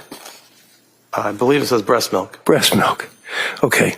So other than her concerns as a mother about her breast milk and having these drugs get into an infant's body, when else did she tell you that she was resistant, as you just told this jury, to taking medication? Like she's somebody who doesn't want to take the medication, doesn't care to take the medication. Where is it? Overall. Well, I didn't say that she didn't care. Okay, how about she was resistant? My recollection, and I'm happy to, if you would like me to spend time finding it. Prove I'd you're be wrong, happy I to. know. What? Prove you're wrong. It's not in your report, though, is it? Okay. Okay, we'll leave it at that. Now, you had mentioned, sir, I believe, that the DSM is something that you all use in your diagnoses of people, right? Yes. And one of the things that you are here to testify about would be postpartum issues, postpartum psychosis, postpartum depression, right? Are you referring to postpartum psychosis, the disorder, the proposed disorder, or as a symptom? Well, when you come in here as an expert, hired by the DA to tell this jury that this woman was not suffering from postpartum psychosis, and you in your testimony refer to the fact that you use the DSM to guide you, if that's the right word, in your diagnoses, would you agree with me that that's a fair statement? That the DSM is the standard for making diagnoses? Yes. Right. It's not a very good standard, though, is it? Well, it is the standard. It is the standard. How about, are there other standards, sir, that, like, for example, World Health Organization, International Disease Control, IDC, have you ever heard of them? Yes. Okay. Does the IDC, what does that stand for? The ICD, What does that stand for? the International Classification of Disease. Does that classify postpartum psychosis? I think it actually does not. Does it classify, you think, or you sure? My recollection is that it does not. Okay. How about postpartum depression? Does the international category indicate that? I'm not sure. We in the United States. No. use the I'm asking DSM. about the other, the ICD or whatever it is. I don't know. Okay, that's good enough. This here is what you're talking about, the DSM, though, right? 5 TR, text revision, right? Yes. And you're talking about the fact that at some point in DSM-6, there it appears as though postpartum depression, postpartum psychosis will be added into the DSM-6. Is that correct? Who said that? I'm asking you if that's what you mean when you told the jury about it possibly being put into the next edition. There is a syndrome that's been proposed called postpartum psychosis. So I would differentiate that from the idea that the person of psychosis in a postpartum period. The syndrome, proposed syndrome of postpartum psychosis has not been included, and I am not aware that it is going to be included, although I understand there are calls for that. I would also say actually the movement for DSM-6 is not necessarily active at this point. But I would highlight again, because I wrote my college history thesis on the history of the DSMs. What was it, DSM 1, 2, 3 back then? Well, there's been a classification made by the American Medical Association going back to the end of the 19th century. DSM-1 was in 1952, DSM-2 was in 1968, DSM-3 was in 1980. The major change in 1980 was to fall in, as I discussed earlier, the descriptive model for diagnoses. And that is to say that since DSM-3, diagnostic groups are grouped, or disorders are grouped by what you see, what symptoms we are seeing, not by what we assume is the cause of the illness, and not by any theories about how the illness works. So, since DSM-4 in 1994, as a part of making DSM-4, a literature review was completed by a Dr. Ellen Frank, which indicated a roadmap for what to include in terms of postpartum designations. And since then, there's been what's called a specifier. So if you highlight depression, you can add a specifier to say when this depression occurred. The limit is that it's a 4-week limit. So under the rules of DSM, after 4 weeks, you wouldn't necessarily, well, you wouldn't call it postpartum. Postpartum psychosis, and here I'm referring mainly to literature, including a review in biological psychiatry in the last 12 months, is a proposal that there is a type of bipolar disorder called postpartum psychosis, where you can have mania or bipolar attributes, you can have depression, you can have delirium. And so when you think about the rules and the guidelines that have been in place since 1980 for revisions of the DSM, they look for, can this category be sufficiently separated from other categories? And does it help treatment? And over time, even though there have been calls, well, there have been hundreds of diagnoses that have been proposed or requested to be in the DSMs, very few new diagnoses get inserted. And right now, that is the situation for the syndrome called postpartum psychosis, that it is not something that has been approved. And I know there are people who are calling for it. But in the current time... Okay. Next question. Okay. Please. Thank you. Are you aware, sir, that postpartum psychosis and postpartum depression are pretty much virtually not even mentioned in your DSM-5 TR? I wouldn't agree with that. I was about to say. So you would not agree with it, right? Well, I was about to get to that. Sure you were, but you would not agree with it, right? Is that correct? I don't have a basis to say that. Okay. So looking at, and this is 1,050 pages of people putting together like a cookbook, fair to say, right? No, I wouldn't call it a cookbook. No? Would you agree, sir, that postpartum is referred to, page 147, in sex and gender-related diagnostic issues? Would you agree with that, sir? Is that the introductory chapter? This is the chapter, sir, that is pertinent to bipolar disorder. You're familiar with it, Okay, so it's the bipolar chapter. And referencing 147, sex and gender-related diagnostic issues. You're familiar with that, I imagine, right? That's a subset. I mean, that's a portion of the chapter, I imagine, that describes... Right, it's a paragraph. issues. Okay. It's a paragraph. Out of 1,000 pages, it's a paragraph. What's your question? Women may be more likely to experience rapid cycling and mixed states and to have patterns of comorbidity that differ from those of men, including higher rates of lifetime Eating disorders. Come on. This is what they talk about with postpartum psychosis and postpartum depression? Eating disorders and the difference between women and men? Is that your question? I'm not sure I understand your How question. you answer it, yeah. What's your question? Postpartum disorders, sir, the difference between women and men, and they make reference to eating disorders? Well, I think the section header, if you don't mind reading it again, was aspects about gender. And so in that section, I imagine they're describing it. I didn't write the DSM, so I'm not here to represent it. Okay. I can just tell you about it. All right. Okay, right here. Sex and gender-related diagnostic issues, right? Would you agree that's under the bipolar and related disorder section? Yeah. The DSM, okay. Page 147 talks about women more likely to experience rapid cycling and mixed states and have patterns of comorbidity that differ from those of men, including higher rates of lifetime eating disorders, right? Did I read that right? Oh my God. That's all right. Yeah. Okay.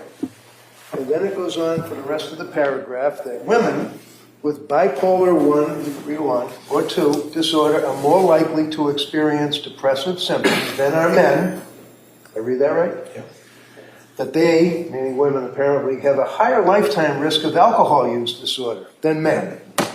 Really? Did I read that right? Yes. And that they also, and much greater likelihood of alcohol use disorder than women in the general population. Some women with bipolar disorder experience exacerbation of mood symptoms during their premenstrual time period. Right? It says that, yeah. Yeah.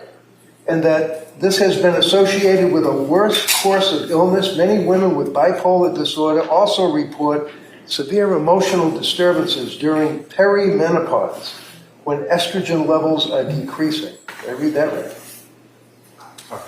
Sorry. Wait, because It does say that. Yeah. okay. And that there does not appear to be an increased risk of mood episodes in pregnant women with bipolar disorder, except for those who discontinue medications for pregnancy, right? Is that what it says that in the DSM? Yes, Right. it does. So what does that tell you, in 25 words or less, sir, when that sentence, where it talks about, there does not appear to be an increased risk of mood episodes in pregnant women with bipolar disorder, except for those who discontinue medication for pregnancy. What does that mean? What it means is when thinking about women who have bipolar disorder who are pregnant, the risk of having either a manic episode or a hypomanic episode or a depressive episode generally stays stable compared to when the person is not pregnant, except in people who do not take medications for bipolar during the pregnancy. And then it goes on to read, the specifier with peripartum onset should be used for mood episodes that begin during pregnancy or within 4 weeks of delivery. Is that the 4-week cutoff that you're telling the jury about? That's the 4-week cutoff that's on that specifier, the peripartum specifier. Yeah. When was this last amended? 1958? You're talking about the 4-week number? Yeah. That was created in DSM-4 in 1994.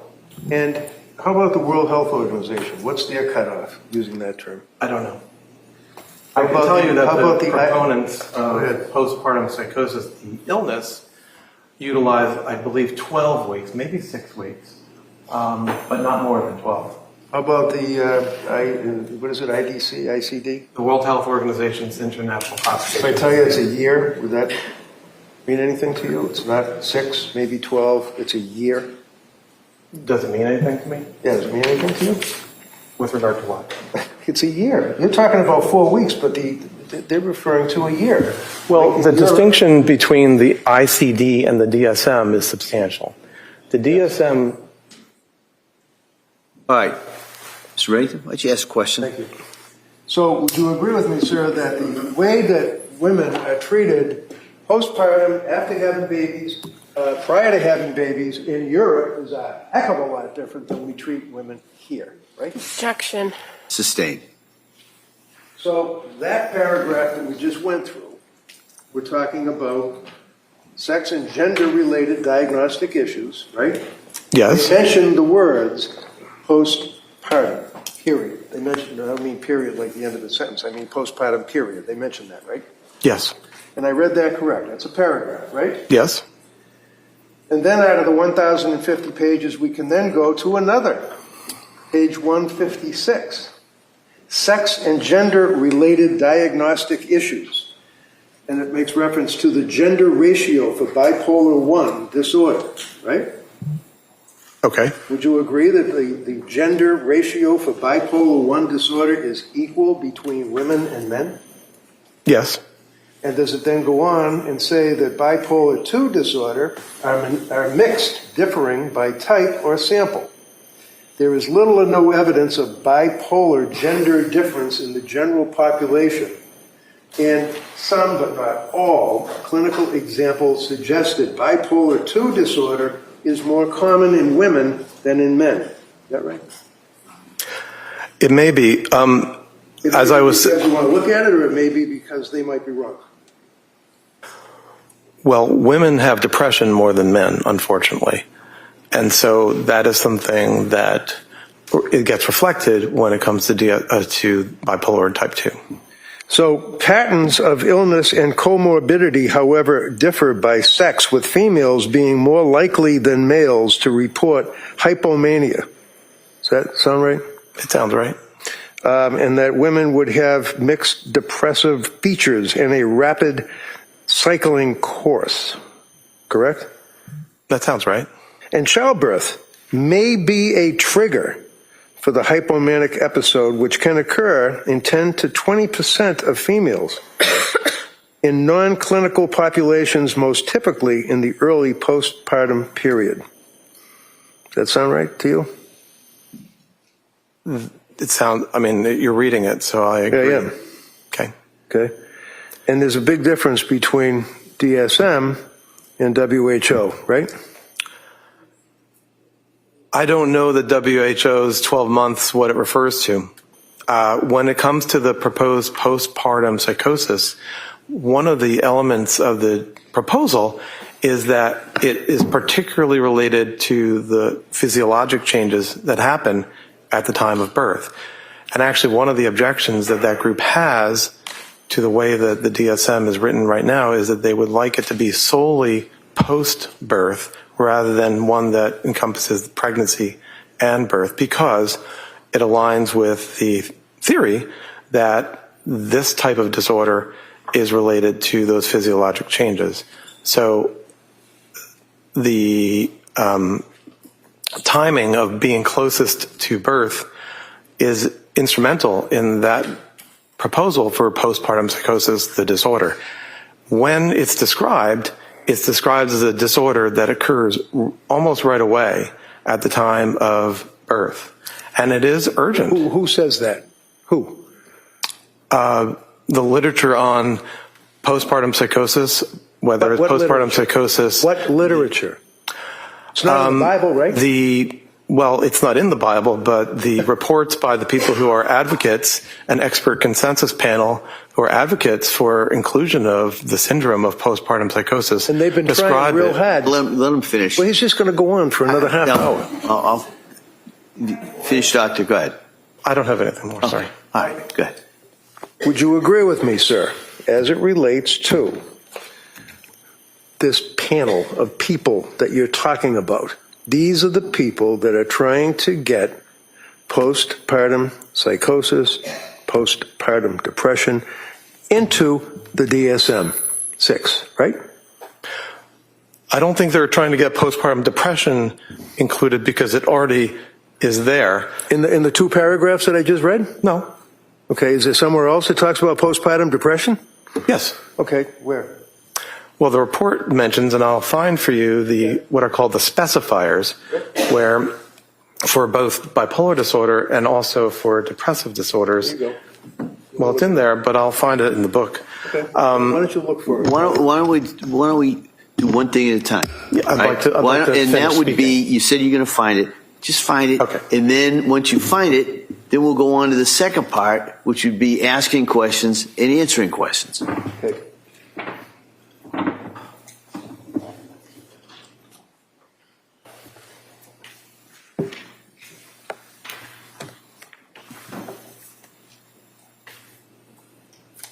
So right here on page 173, Read it.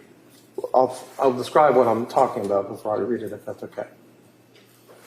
So this is the section, actually starts on page 169, where it goes through what are called the specifiers for the bipolar disorders. And so those include with atypical features, with rapid cycling, with melancholic features. And here on page 173 is the portion about with peripartum onset. Read it. Read it. Well, let me see how many paragraphs it is. It's many paragraphs. Do you want me to read all the way down?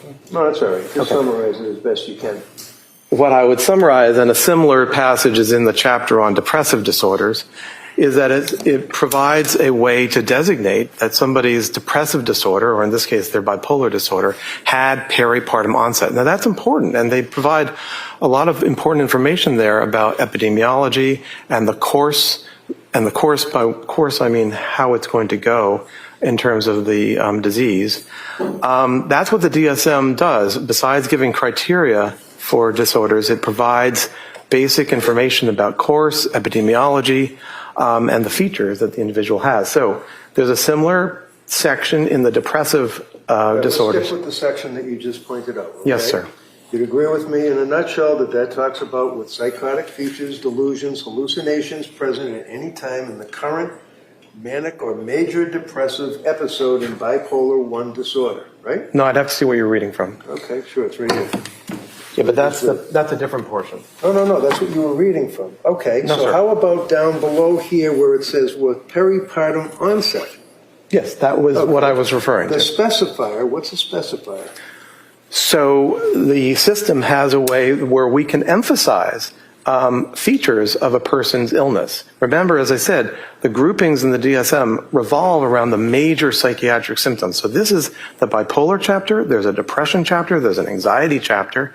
So here, the specifier is our way of communicating that the person's problem, in this case, has peripartum onset. Okay. And as if I could connect it all, the emphasis on the proposed postpartum psychosis disorder, they object to it being peripartum. They would like it to be postpartum. And who's they? The authors of the expert consensus group that I referred to published a paper in Biological Psychiatry in the last year. About what? I mean, psychiatry covers a large ground. Yes. It's a paper that summarizes information about this proposed disorder, highlights their assumption that it is actually a type of bipolar disorder. Can I just interrupt? What disorder are you referring to? The proposed postpartum psychosis disorder. All right. So there is a group of people that are trying, to your knowledge, to get postpartum disorder in the next version of the Bible, right? Effectively, yes, Okay. but I wouldn't use all those words, but yes. Okay. And then when you're referring to the peripartum onset, in one paragraph, you're talking about the specifier applied to current manic, hypomanic, or major depressive episode in bipolar 1 disorder, right? Did I read that right? Well, it's more than just one Okay, let's paragraph. just It goes stick- on to let's all just the stick next with All page. right, Counsel, let me see Counsel at Sidebar here. Just very, we're going to break at this point. All right. So you know what I'm going to tell you. All right. You've now heard more evidence. You've heard testimony from a number of people. You've gotten more and more exhibits, but you still have to keep that open mind. All right, because you haven't heard all the evidence. You haven't heard the closing arguments, as I've said before. You haven't even heard the law that you are to apply to this in arriving at your verdict. So I'm going to stress, as I always do, don't talk about this case. Don't read anything about it. Don't listen to anything about it. Just guard against that and really keep an open mind.